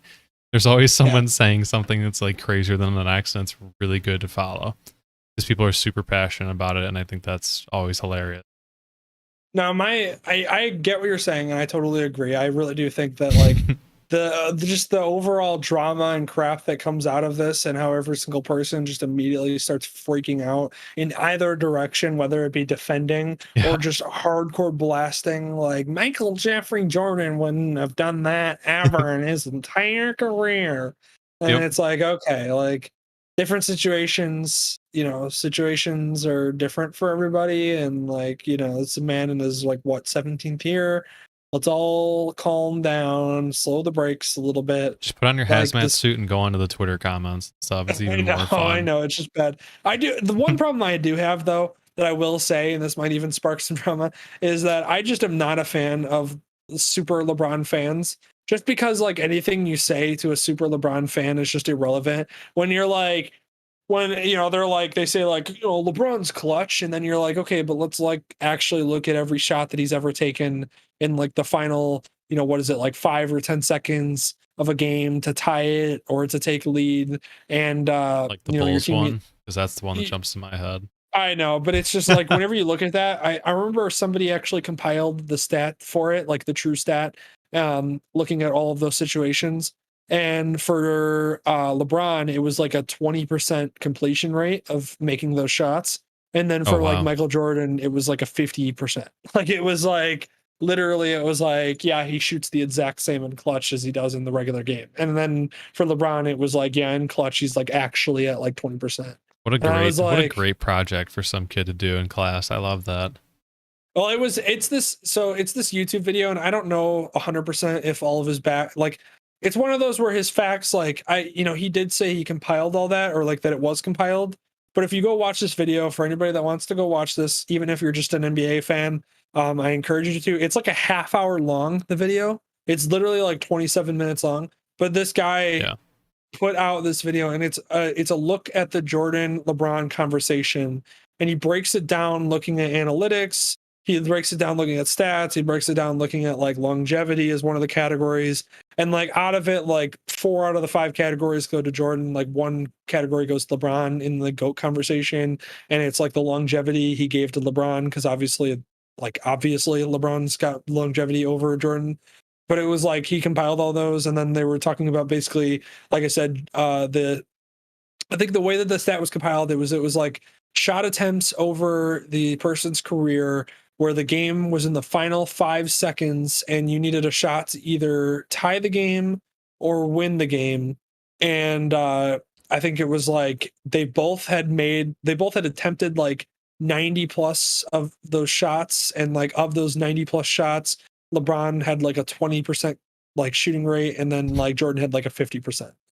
It was Awesome. like very clearly one person was like a lot above the other. And so, Yeah. yeah, and it's like, obviously, that's like, not to sound funny, but if I'm taking a prime player to make a shot over LeBron for clutch, like as far as like who am I choosing over LeBron to make a clutch shot, I'm choosing Damian Lillard before I choose LeBron. Like, no offense to LeBron, but like Damian, here's the fun stat for you, Dylan. Who's the only players? There's 2 players in the history of the NBA that have 2 game series ending jump shots. Who are those 2 players? I'm gonna guess based on context that's Michael Jordan and Damian Lillard. You're correct. Look at It's just that. the Jazz, and then also the Thunder that Paul George was on at that point, Uh, or was it was the that? Pacers? No, I think it was the Thunder and the Rockets. Because one of the shots was he ended the James Harden, Dwight Howard Rockets. Yeah. And then the other shot was he ended the Paul George, Russell Westbrook Thunder, I think. Wait, so And that was, Damian Lillard ended 2 series himself? yeah.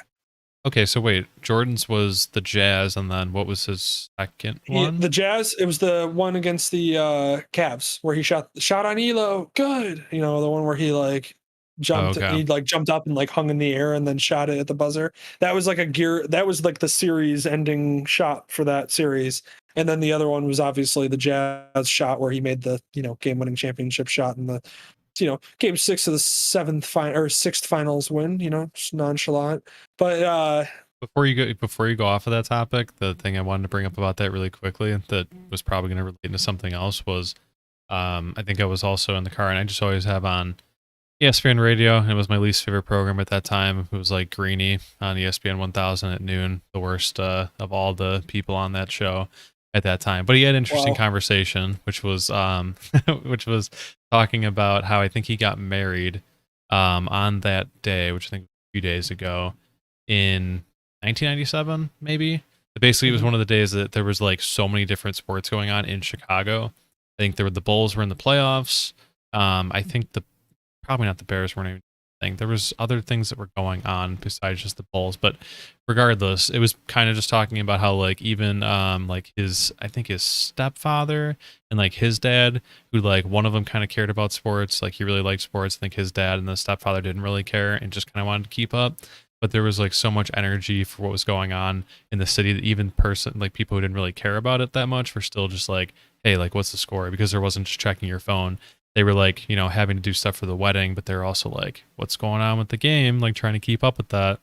Yep. And I just really hope that sort of like attention, that sort of energy will come back with a Chicago team again. I mean, I'm obviously hoping it's the Bears because it's the one I care about the most, but that has more universal energy than I think any other team has the ability to get to right now. So yeah, that's just a side note. No, by the way, this is another little side note. If you want to pull up the David Lillard photo before you pull up that one, just because there's more that I want to talk about in that sense, before we shift over to a different sport. But I do want to say though, with that, that whole, I mean, people don't realize, I mean, people do now with The Last Dance and everything, but people don't realize or didn't really realize how crazy popular that Jordan was, and really what he meant for the city, but what he meant for sports in general too. And so I think what that kind of shows is basically just like how crazy in the sports world it was at the time for him to be such an icon, and then being in his last season for the Bulls, winning the championship in game 6 and the Jazz. And so it's just one of those where it's like, yeah, there's that level of excitement I would love to see out of the sports world again. Even just for the for the Chicago sports, any sport would be nice for that to happen.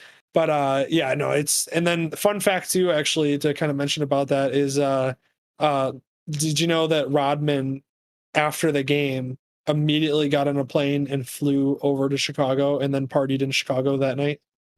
No. Yeah. Yeah, he like went to a bar. We actually had a guy, I was in our surgery, who was telling a story basically about how he had been at the bar, and suddenly Rodman came strolling in and bought drinks for everybody at the bar, and then it was like just a mad, like, just everything was, it was just crazy. And he said that like literally Rodman was like behind the bar, like just handing out drinks. Like he was behind the bar, like he was like, and like the bartenders and like everybody were just like handing him drinks to give out. Like he was just, it was just one of those where they were like, we don't care what we're losing. We're like, just everybody drink and celebrate. Yeah, literally nobody's concerned about anything else. Mm. I mean, no, obviously no. Just that sort of mania. Yeah, I would love that again in Chicago as well. I agree. Yeah. This is the picture I think you wanted me to pull up. Yeah, so last but not least, real quick before we move on, because we do want to move on. I do want to cover the NFL stuff as well. I think because we're kind of getting a little bit later in the podcast. Yeah. So I do want to cover the NFL stuff before we end up going. But anyways, no, this is something I want to cover before we move on. Basically, kind of just a commentary on Damian Lillard overall and just how I love Damian Lillard, but unfortunately, he's one of those people that is just never going to win any championship or anything, memorable enough to, like, he's going to have like that Charles Barkley career where he's just like incredible career, an incredible player, and then just never is able to win anything. And it's because he's always butting against, like, the reason why Charles didn't win the championship when he freaking, like, not only should he have won MVP trophy, but he also should have won the NBA finals, was because he ran into Michael Jordan. Like, because Michael Jordan existed. Like, that's why Charles Barkley hasn't had a champion, or doesn't have a championship. That's why Patrick Ewing and the Knicks don't have a championship. That's why a lot of teams don't. And Damian Lillard falls under that category for me, where he's just got an incredible career and he's just awesome to watch. He's so much fun to watch. Every playoff series with Damian Lillard is just so entertaining, and his teams are never out of it, and he always brings them back, and then they always win a playoff series that they shouldn't have, and then always just the hype is just crazy. And he's got 2-game series ending shots that we talked about earlier. He's got so many game winners. I mean, in this freaking game, Dylan, he dropped 55 points and had 2 game like tying shots to send it to overtime, and then to send it to double overtime, and he still freaking lost. He broke the record for the most 3 scored in a playoff game as well. I think it was 12 and counting at the time I saw it. I think it might have gotten to 13 possibly with overtime.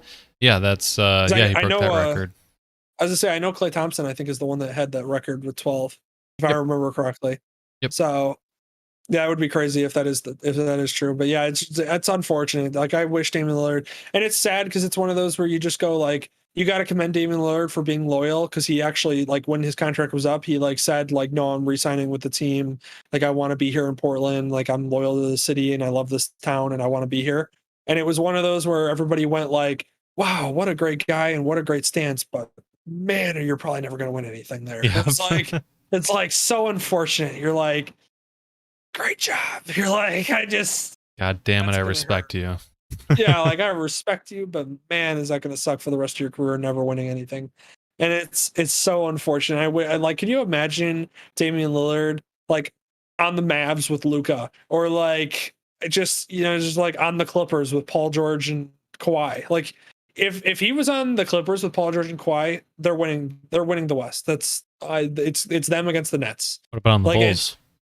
You put him on the Bulls. Oh my God, him, Zach LaVine, and freaking now Vucevic. Oh Lord, we are coming close to getting out of the East. We just have to get over the Nets, basically.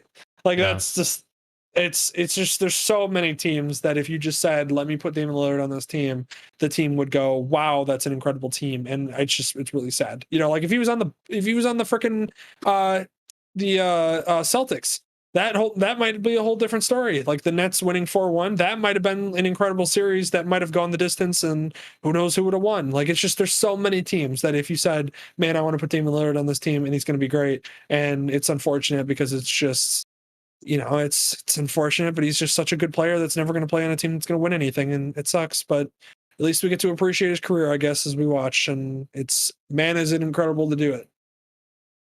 Yeah, so I was watching the game. It made it a lot of fun for the other game that was going on that was terrible to actually be able to watch that really quickly, and getting forced to double overtime was also kind of nice too, so I was able to catch the end of the game. So yeah. Yep. However, he will never have to worry about not being what is it? He'll pretty much be able to dominate that town for as long as he wants ever. Yeah. For still being able to bring them entertaining basketball and not be a bottom feeder. So good for him on that front. Yeah, and he'll be a legend in Portland for, the rest of his career, forever. And it's one of those where he'll never, like any place that he walks into in Portland, everybody's going to love him and be like, hey, it's Dame, and he's going to have that to, carry on through his entire career. But it does suck because it's just one of those where you're just like, man, dude, your career on so many teams right now would be so fun. Like, just imagine him and Steph Curry playing together. Yeah. Like, it's just stupid. Like, there's just so many teams where you could just go, man, just imagine him and blank. Like, not to rub salt in the wound, but like, imagine him on the Knicks. Right. Like, that would be a fun team. Like, it's just so many teams. But yeah, it's so sad, but oh well. Yeah. And so when you sent me this, I didn't notice until just now how many spots he took up. I thought it was only one of them. So that's kind of weird, that's why I was showing you this, because I was like, this is hilarious. And I don't know if this is 100% like the true NFL jersey sales, but I think it was like Fox that released this picture. But yeah, it was like Tim Tebow's two different jersey types are like number 1 and number 2, which like, of course it's the NFL and that's just the way that, that is. And then you get to 3, 4, and 5, Dylan, 3, 4, and 5. We got Justin Fields, all 3. But like, the thing is like, it completely makes sense, because he's literally the savior for the city right now. Like, he is the only reason. Like, we have talked countless times on this show and previous podcasts where we've been like, I'm ready to just boycott this freaking season. And then we got Justin Fields and it was like, damn it, I'm in. Like, let's go. I'm going to be there every week. I already got my Justin Fields jersey. It's on the way. I can't wait. Yeah. No, I can't disagree with that part at all. I'm surprised that actually, no, I'm sorry. I'm not surprised about the order of these jerseys at all, because I totally agree in terms of like what I like the most. But the fact that he dominated that many is really interesting, because I guess it came up with Tebow, but Brady, I don't know. That's weird to me. It's very strange. I thought there'd be a couple other premier players that come up, but totally understand given the stance of Chicago thing. Well, the thing is you do have to remember, like, for example, like him having it over Brady, like same with Tebow. Like, it makes sense because it's like they're new players. Like Tebow being on the Jaguars, not only is that such a meme with him being a tight end and him being on the Jaguars, but like him also wearing 85, which, by the way, do you know why he wears number 85? Because that's stupid. He wears 85 in honor of his ex-teammate Aaron Hernandez. Oh. Yeah. Which is like that's a choice. But yeah, so of course, that's like a meme jersey where it's like, I don't even care if he doesn't see the field. Like, it's just a meme to have the jersey. And then obviously Justin Fields is like, listen, the Bears are the team that started the NFL. They're the biggest, like, they're one of the biggest markets in the entire world is the Chicagoland area. When Chicago fans get together, it's like one of the biggest markets in the world as far as sports goes. And when you finally get something that is, it's like getting something that you shouldn't have, but then you do, and every moment you just look at your phone and go, do we have am I dreaming this? Did I wake up? Like, Yeah. Or did we actually trade up to get a quarterback who should have been probably the number 2 overall pick, like, or maybe even the number 1 overall pick? I mean, yeah, we still have to see how he plays in the NFL, but it's one of those where you're just like, I can't believe we got this. Like, this is the most talented quarterback we probably have ever had of the organization, and that's not even like an understatement. That's a real probable fact, and that's a thing. And so, like, of course, Bears fans who at one point last year probably had like no hope in the organization doing anything, and then suddenly they literally brought the savior, and here we are. So that's not surprising that those 3 jerseys are there. Yeah, which by the way, only as we get closer to more off-season stuff, but there's also a couple of like leaked videos. I don't know if you're following that from training camp because of the media policies that the Bears have. I think the reporter had to delete it within 24 hours, and it was basically just like Fields dropping bombs down the field. Obviously, it's not like it wasn't like 7-on-7s or anything yet, but it was like David Montgomery still going out wide, and it was still like a 30-yard pass that just like caught him in stride. There was a couple other good shots to like tight ends and stuff. Just the Yeah. way he's throwing the ball, everything else you could see from there. There's only a couple of things. Obviously, when they get to more advanced practices, that'll be cooler. But it is coming up. It is coming up very soon. And eventually, we're going to get to the point where we're in training camp, and there's going to be the day-to-day coverage of everything, and the reporters saying how this went, and all that stuff. Maybe even go down. I forget if they're at Bourbonnais again or where they're at for off season. Maybe they won't even have that for COVID. I'm not really sure yet, but I went down there a couple of times with my dad, and it was a lot of fun.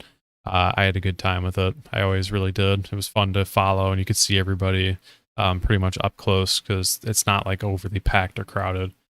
So that's going to be fun. That's coming up. And then there's, what else is on the side of it? Also, Daz Newsome apparently broke his collarbone, but he'll be back for training camp, I believe. So Oh wow. kind of a quick turnaround there. That was pretty much like the biggest thing that came out today. So it's probably like a hairline fracture or something small that wasn't, Yeah, wasn't major. they're looking at hoping it's a clean break because that'll mean it'll be an 8-week recovery time. Should be ready right around the start of training camp. Just a couple other things that really came out today was just different press conference things with Nagy talking about Fields, talking about all the people that showed up. I believe the defensive starters, for the most part, did not show up for OTAs, but almost the entire offense did. And the defense, I think, on the other side was also participating in like voluntary Zoom like reviews and stuff for defense anyway. So not even as worried about them. They're all veterans. That's not really that important. The offense is what's more important. No, do you think like Akeem Hicks or Khalil Mack need to show up to freaking OTAs? No, they don't. They don't need to be there. Like, go home, relax. You guys are like already do way too much. You basically carried the Chicago Bears on your back for the last 3 years. You probably need a break. Yeah, and then on top of that, Justin Fields is leading the second team offense. They're not even pulling the third team. Like that's Nick Foles is shoved off to the side, and he's doing third team runs and everything right now. So yeah, no, it's actually kind of sad for Nick Foles because like as bad as Nick Foles was last year, he also like literally did not have time to throw the ball. So like when that happens, it like is hard to play the position. But it's just funny how they've been like, yeah, we have Andy Dalton and Justin Fields, and you're like, don't you guys have Nick Foles? And they're like, who? No, not at all. I don't know who that is. Is that the guy that carries the water to the? Oh, that is the guy that carries to the water. Which like I imagine he doesn't really have an ego. He seems like this type of guy who doesn't really seem to, at least anymore. He ever did. But being like a Super Bowl MVP and literally a Super Bowl winning quarterback, and then just being like, ugh, gross. Get that out of here. Saying. Literally, it's like I feel like at times Matt Nagy is like, who's that? Who's that guy that's is that Nick? Is he still here? Is he still there? Oh, haven't traded him yet. Damn. Oh man, I forgot about him. It's like that's I feel like how that goes. He's just like he's like that like ghost where like he says something and then like the coach like does like one of these and is like, you guys hear something? Like yeah. It's a sad situation for him. And then then Nick gets in his car and goes, like, okay, I guess I'll just go home and make my $9 million this year. Yep. I'll be just fine. Like, what does he care? He's already won a Super Bowl in his career. He's already probably excelled way more than he should have. And then he's getting paid like $9 million a year, to basically I mean, he's getting paid like $9 million this year to just like exist. Yeah. Like, congratulations, you're like, you and Tyler Bray are now best buddies, and you exist. Like, that's Right. just unfortunate. And Tyler Bray's probably pissed because he's like, damn it, he took over my role. yeah, he had a good thing going. And the only defensive starter that showed up was Roquan Smith, which at that point makes me question, like, what do you even do with him when he's there? Because like it's like if nobody shows up, what are you supposed to do? Does he just read the playbook and go through it there? Like I don't. No, it's because you have a new defensive coordinator, so you have to remember that, Dylan. So Oh yeah, he could probably work like one-on-one with like, hey, when this play's happening, like what am I looking for? And the coaches can like, he can be like in position at his middle linebacker position, like on the field, and the coach could like have coaches or have people and be like, this is what you're looking for here, and he's like, this is the look we're looking, this is what you're gonna call, this is like your motions, this is what you're like. There's things that he can definitely do, especially with there being a new coordinator. If it wasn't a new coordinator, I'd be like, listen, I don't know why he's there, but since it's a whole new coordinator and Roquan's going to basically be the captain of the defense, obviously besides, yeah, you have Akeem Hicks, you have Khalil Mack, you have Eddie Jackson, but Roquan Smith is the middle linebacker. I mean, he's supposed to be the coach on the field. So the fact that he's there working with the head coach or the new defense coordinator, that makes sense to me. yeah, So especially because he's like taking over, like the reason why Trevathan's there and the reason why Trevathan's still there is because Trevathan, even though he's like falling off athletically and everything, he's still the coach on the field that you have. Whereas like Roquan needs to transition to that like in the next year or two in order for him to take over fully for Trevathan. And so like that needs to happen. So the fact that he's there in OTAs, that to me is probably why he is. Like that makes sense.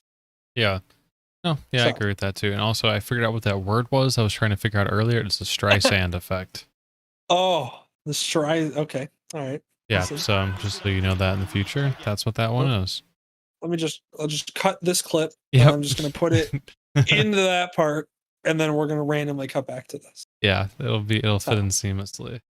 And then you can go through this pretty quickly too. And then I think we'll probably cover up with that quarterback prospect you were talking about.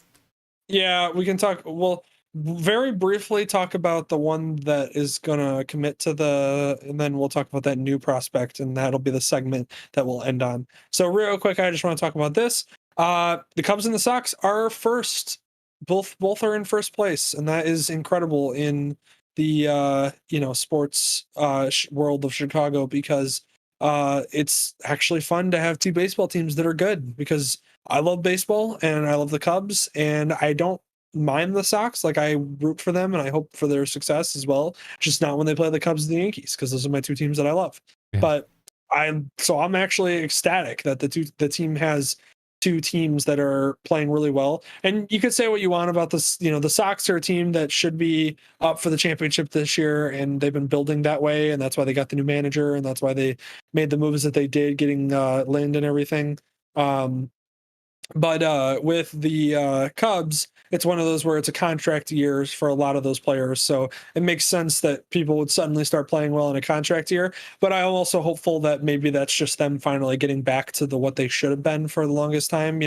Like Chris Bryant's calmed down a little bit lately, but Chris Bryant actually playing like MVP Chris Bryant of the past is nice to see finally. So I'm okay with that as well. And I'm kind of hoping that continues. But honestly, it's just fun to see two good baseball teams playing in this city of Chicago, and it not be a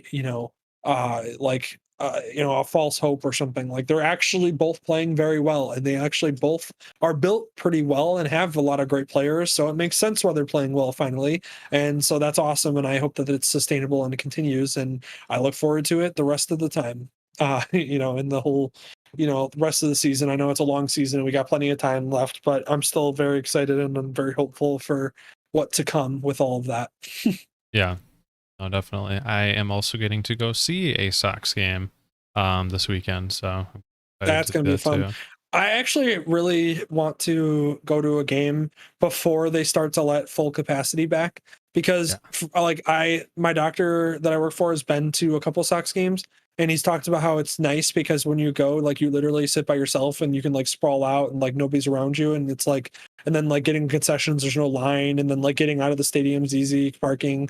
I was like, that just sounds so nice. I was like, that sounds like an experience I want before we get back to normal. So it Yeah. was like, I'm not even upset about that. It was like, I actually want to do that just to do it. No, I mean, completely. Completely. The whole nice part about that was always that there's just less people, which is just better for everyone. So Hmm. I could totally understand that. Yeah. So like yeah, so that's awesome. So you'll have to let me know how that experience goes, and we'll talk about that next time. But yeah, I'm like I said, overall just super excited for the fact that, like I said, we have two good teams again, and it's just a lot of fun to be able to have that in the city. And again, like I said, I love baseball, so seeing two teams in the city be successful, and I hope they continue it, and everybody's playing well, and the rotation or bullpen for the Cubs is actually playing well, which is like crazy because if you know the Cubs the last couple of years, like I have, you basically have watched the Cubs just like, like they'll be winning games like, I don't know, it'll be like 6-0 or something like that. And you'll be like, wow, we're winning 6-0. And then suddenly, like, it'll be the seventh inning and you're like winning 6-0. And they'll be like, that's great. And then suddenly you'll look at the end of the game and it's like, oh, we lost 8-6. And you're like, why? It was like, how? It's like, what happened? And it's because our bullpen happened. Usually that's the way that it goes. So it's usually the bullpen happens. And then that's why it's as sad as it is. But Right. yeah, no, I'm actually extremely excited overall for this season. I can't wait. I'm looking forward to all of it. And yeah, it's just I'm excited for you to even get to go see the game. That's going to be fun. Yeah, So that's gonna be strange, but really cool. um but yeah, so Okay, and then let's see. I have the video for the next person, but we get to go through this since I already had it up. yeah, so this is just a fun one that I really want to highlight real quick because it's just a player. So the segment I want to open into next is after this is a player to look forward to next in college football. This is a guy that you'll see in college football in the near future, and it's going to be fun anyways because he's literally going to Ohio State University, which is my favorite college in the entire world, and I'm a huge Ohio State fan that watches literally every single game. So you can imagine my excitement to be watching a 5-star prospect come in at quarterback who's probably going to be immediately the starter. So I'm hyped and excited for it, and I can't freaking wait. But he's also literally going to be a living meme for the time he's in college, and he already is because look at that mullet. I mean, it's absurd.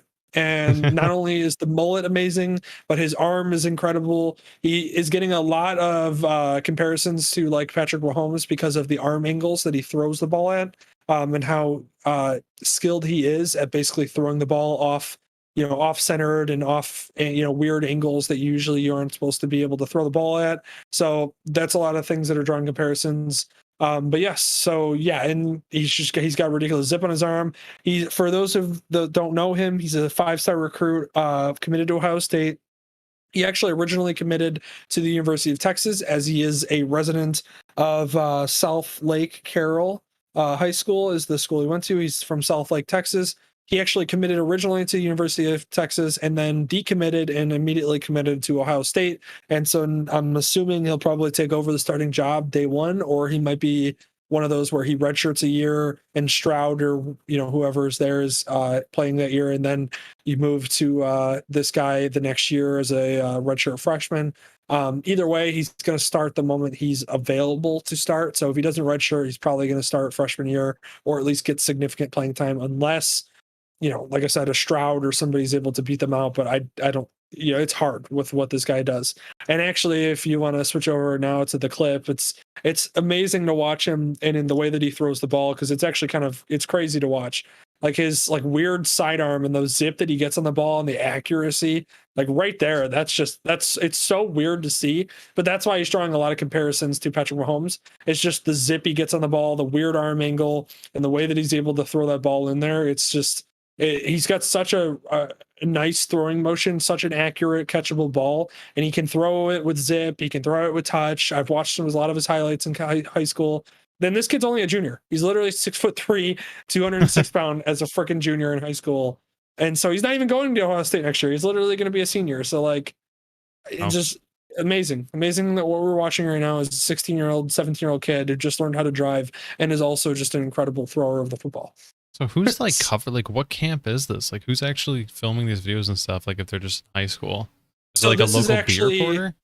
So this, I forget what the camp is called, but it's the most prestigious quarterback camp in the entirety of the country. It's it grades from 3rd grade to 12th grade quarterbacks, and it's basically for them to kind of work with not only scouts of teams and colleges, but also work with kind of quarterback guru type guys, and kind of gain some experience, throwing to routes and getting tips on technique and throwing motion and what to do here and what to do and what maybe you need to improve on in the next year.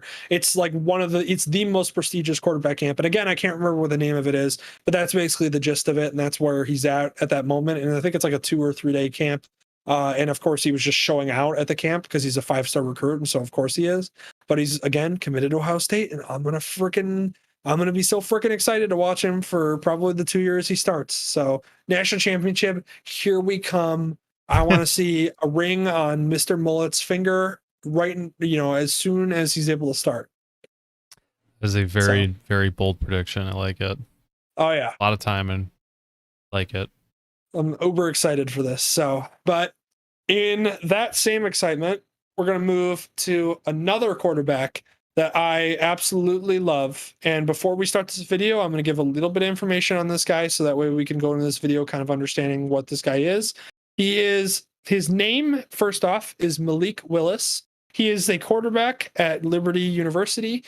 He's 6'1", 215 pounds. He was a junior last year, so this year he'll be a senior. He played 2 years at Auburn, sat behind Bo Nix when Bo Nix came in. Bo Nix was chosen over him. You can debate whether or not it was based on his talent or skill or whatever, but Bo Nix was also a 5-star recruit coming in, and that typically you want to start the 5-star recruits. That way you can get more of those type of players and start them immediately. So there's recruiting issues that could have maybe led to why he wasn't a starter. But anyways, he's 6'1", 215 pounds. And I can confidently say, in my opinion, watching his highlights, that this man, if he produces just as well as he did his junior year into his senior year, he's going to be a quarterback that goes probably in the first round of the draft next year. If not the first round, it's going to be second round because of his size. That's always going to be like a drawback on players. But man, and I'm going to say it, and it might be, iffy and it might be controversial, but this man looks like he's the next Michael Vick. And I'm just going to say that outright and give him the expectations. So you can go ahead and roll the clip because boy, is this kid ridiculous. It's just the amount of talent that he shows is just absurd. And like his throws are absurd. He's just so good.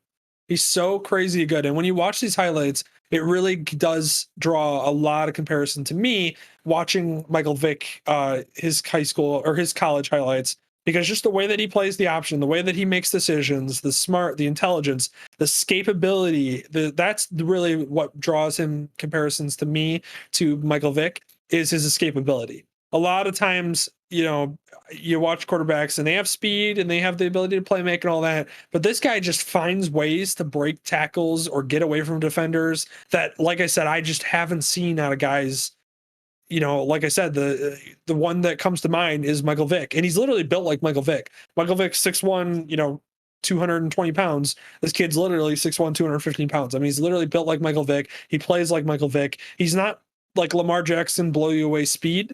And, so that he's not using that to get away from people. But like I said, the escapability is the key word there, because he just finds a way to get away from people. And then just look at the touch on these throws.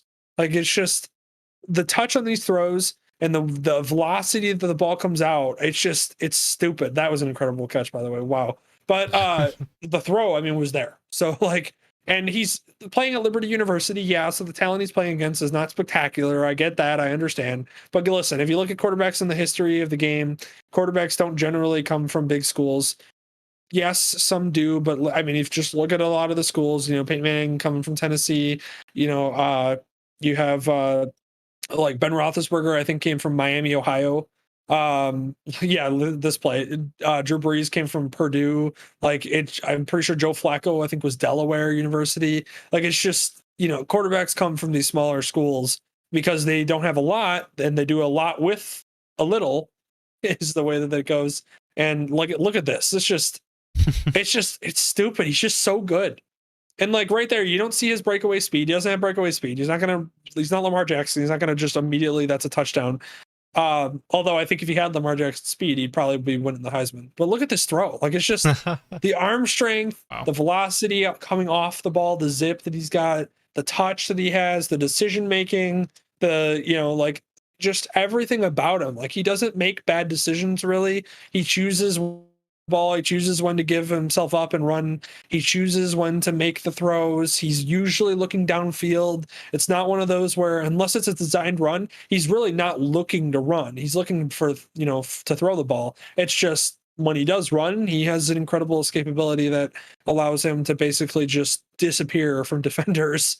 And you just watch over and over again. Look at this throw. Boom. Like, it's bullets, the zip, just everything about this kid is just so good. And like I said, it's really about, we'll see how he produces next year and if he keeps it up.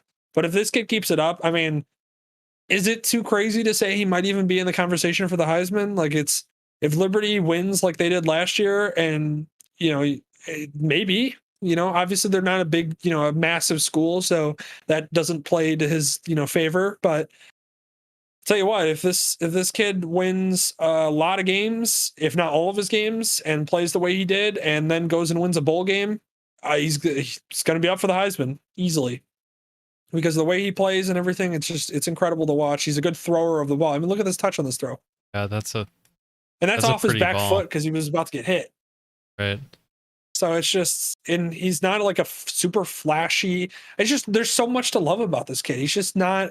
It's just everything. Just like I said, I literally cannot say it enough.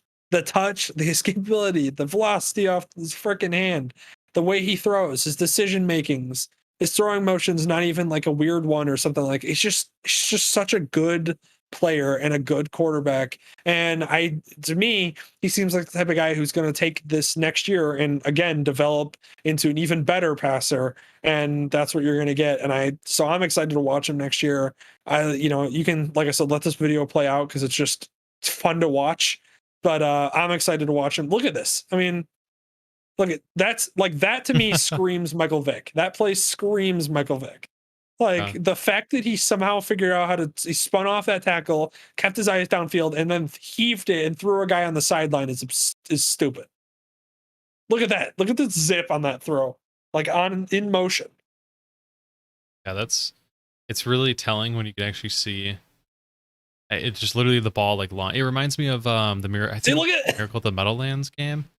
I think it was, or whatever, where Vic had that ball that literally just looked like he flicked like his two fingers and boom, it was like gone. And threw it like 70 yards in the air. Yeah, so I could see where you're coming from that. Well, and like I said, the escapability is the biggest thing for me, because you watch Lamar Jackson. Lamar Jackson gets away from guys, but he gets away from guys because of his speed and his like quick twitch that he has because of how fast he is and how he can accelerate on a dime.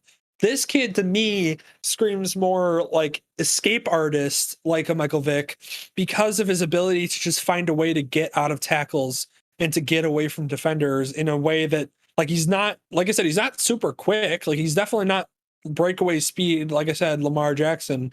That's why, like, you want to compare him, and everybody compares guys to certain guys. That's how it always goes. Like, and you want to compare him immediately to Lamar Jackson with the way that he does. But to me, it's more Michael Vick, because it's just Michael Vick had more of an escape type of ability rather than just a breakaway speed burn you because I'm that quick. And so that's why I would compare him more to Michael Vick. I don't know if he has quite Michael Vick's arm strength. The reason why Michael Vick was as legendary as Michael Vick was is because Michael Vick's arm, I mean, like, literally you could flick it 70 yards. So his arm strength's not quite that good, but it's good enough. Like, it's obviously, as you're watching, it's good enough to win with. That's for sure. Wow. So it was completely, what happened there? That was it was just a breakdown. Nobody had the quarterback, basically, and everybody split out and the safeties split out, and so then the middle of the field was just wide open because there wasn't a safety like hawking over the middle of the field. Look at this throw. Look at that. It's just stupid. Just in stride. I mean, literally, that ball could not have been thrown better. Like, you could not have thrown that post better. And that's the way it is. It's consistently that way when you're watching him.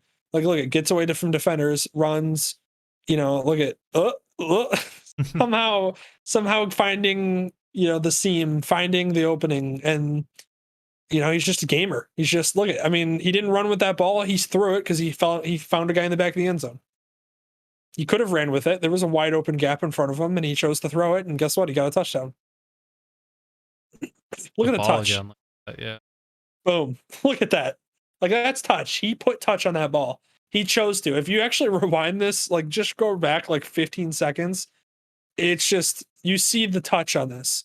Like, watch right there. He makes the conscious decision to put touch on this ball and to lob it up instead of because he could have rifled it in there, but it didn't look as pretty as that lob. Yeah, no, definitely. That's for sure. So, yeah. So, wow. Malik Willis, next Michael Vick, in my opinion, if he continues to play the way he's playing in this video and that he did last year. And he actually, I'm pretty sure, if I remember correctly, I think Liberty beat Coastal Carolina. So if I remember that correctly, I'm pretty sure they did. And I'm pretty sure they're the team that beat him. And he had some highlight plays against them as well. So boom. There's our thumbnail. There's our video title right there. Yep.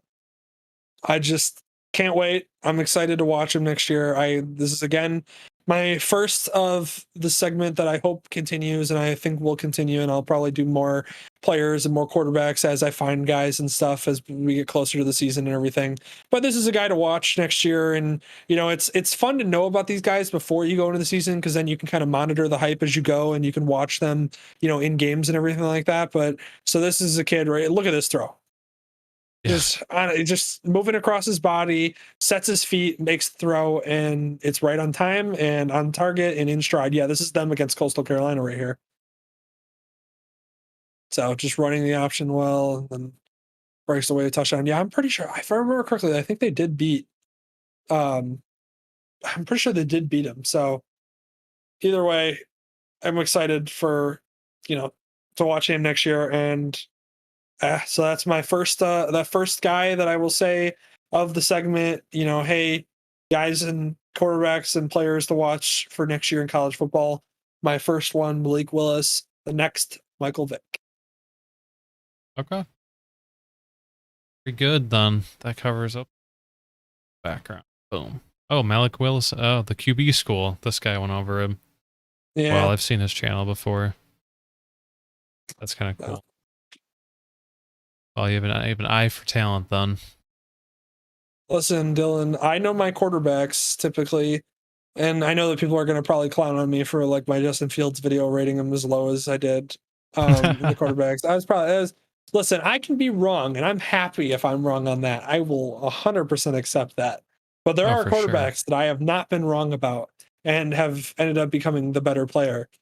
Like, I know that you can say these things and just be like, well, I said that guy was going to be good, but I legit, like, even you can attest to it. Like, I've told you year after year, like, quarterbacks I think are going to be good. And, like, one of my guys was Josh Allen. I don't know if you remember, but when that was coming out of the thing, I was like, listen, people were like, oh, he didn't play very well at Wyoming, and he didn't play, he didn't have a lot of stats, and he only threw for like 1,700 yards. I'm like, listen, do you see that a man sitting across from you that's 6'5", 230 pounds, is athletic as hell and can throw the ball 80 yards? Because that's what I'm looking at. Yeah. And that's why I, was like, that too good. I was like, I watched him throw the ball and too good. And then guess what? Too good. Here we are. So yeah, I generally, like this year for quarterbacks, like I think Justin Fields is going to be my guy. Obviously, I'm rooting for him for the Bears, but I do think that he actually has the ability to do it too. Just looking, just watching him and everything. I do like Kellen Mond. Love Kellen Mond. Check out the video if you haven't seen it yet on my breakdown of him. But I do love Kellen Mond, and I think that he's a guy that you'll see in the future. I don't know if he'll ever reach like superstar status or but I think he'll be a very, very good quarterback, and I think he'll be better than Kirk Cousins. That's for sure. In the future. So that's exciting for Vikings fans out there, or just fans of him in general. So just every year I like to point out quarterbacks because I have a good eye for them, and I don't know, just something about Malik Willis. If he continues to do it next year, he just jumped off the page at me. Just everything, like I said, when you're looking at a quarterback, what I look at a quarterback for is partly the eye test, but what I also look for is things like making good decisions. Does he choose to throw touch on a ball like he did on that one? That's why I pointed it out specifically that he chose to add touch on that ball, because I was like, that's a decision. Like he's not doing it on accident. He's not doing it in this one throw. Like he decided, I'm going to put touch on this ball.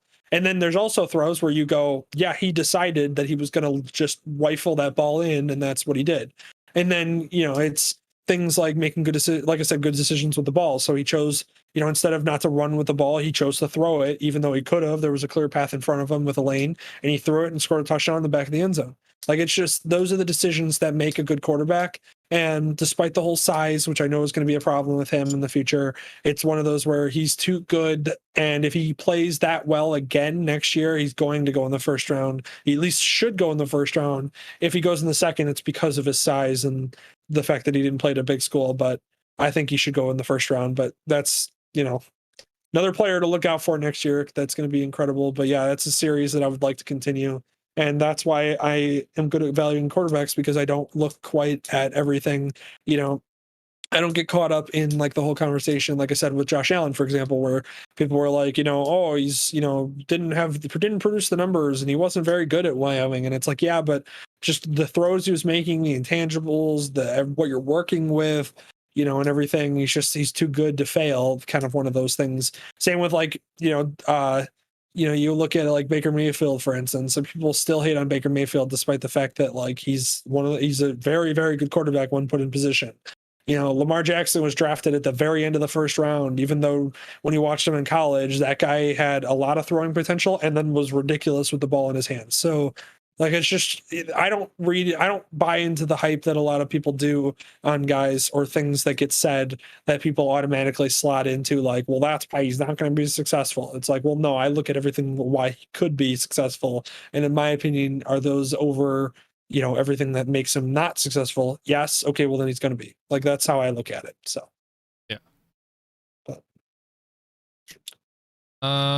That's going to be it for us today. Yep. A lot of topics. Went through a lot of topics, got through all the things we wanted to talk about, plenty of stuff, probably went on extra rants, of course, like we always do. Like I said at the very beginning of the podcast, we either devolve or evolve into conversations, for better or worse, that end up as fun little things and conversations that we have, and that's what we like doing on this show. But we did get through all of our topics, and of course next week we'll have another fun collection of topics. I'm sure the sports world is going to have some interesting things for this next week, and coming off a short week, kind of not a ton happened, so hopefully it starts to pick up again. But we'll be back next week, next Wednesday, same around the same time, with all new topics and everything. And that's pretty much all I got. If you want to, yep, and anything else. If you liked all this stuff, please go ahead, subscribe to the YouTube channel, and they will be clipped out of context, in context, later on this week. So that's gonna be it for me. Thanks for tuning in. Yep. Thank you everybody for joining us, and have a good rest of your night.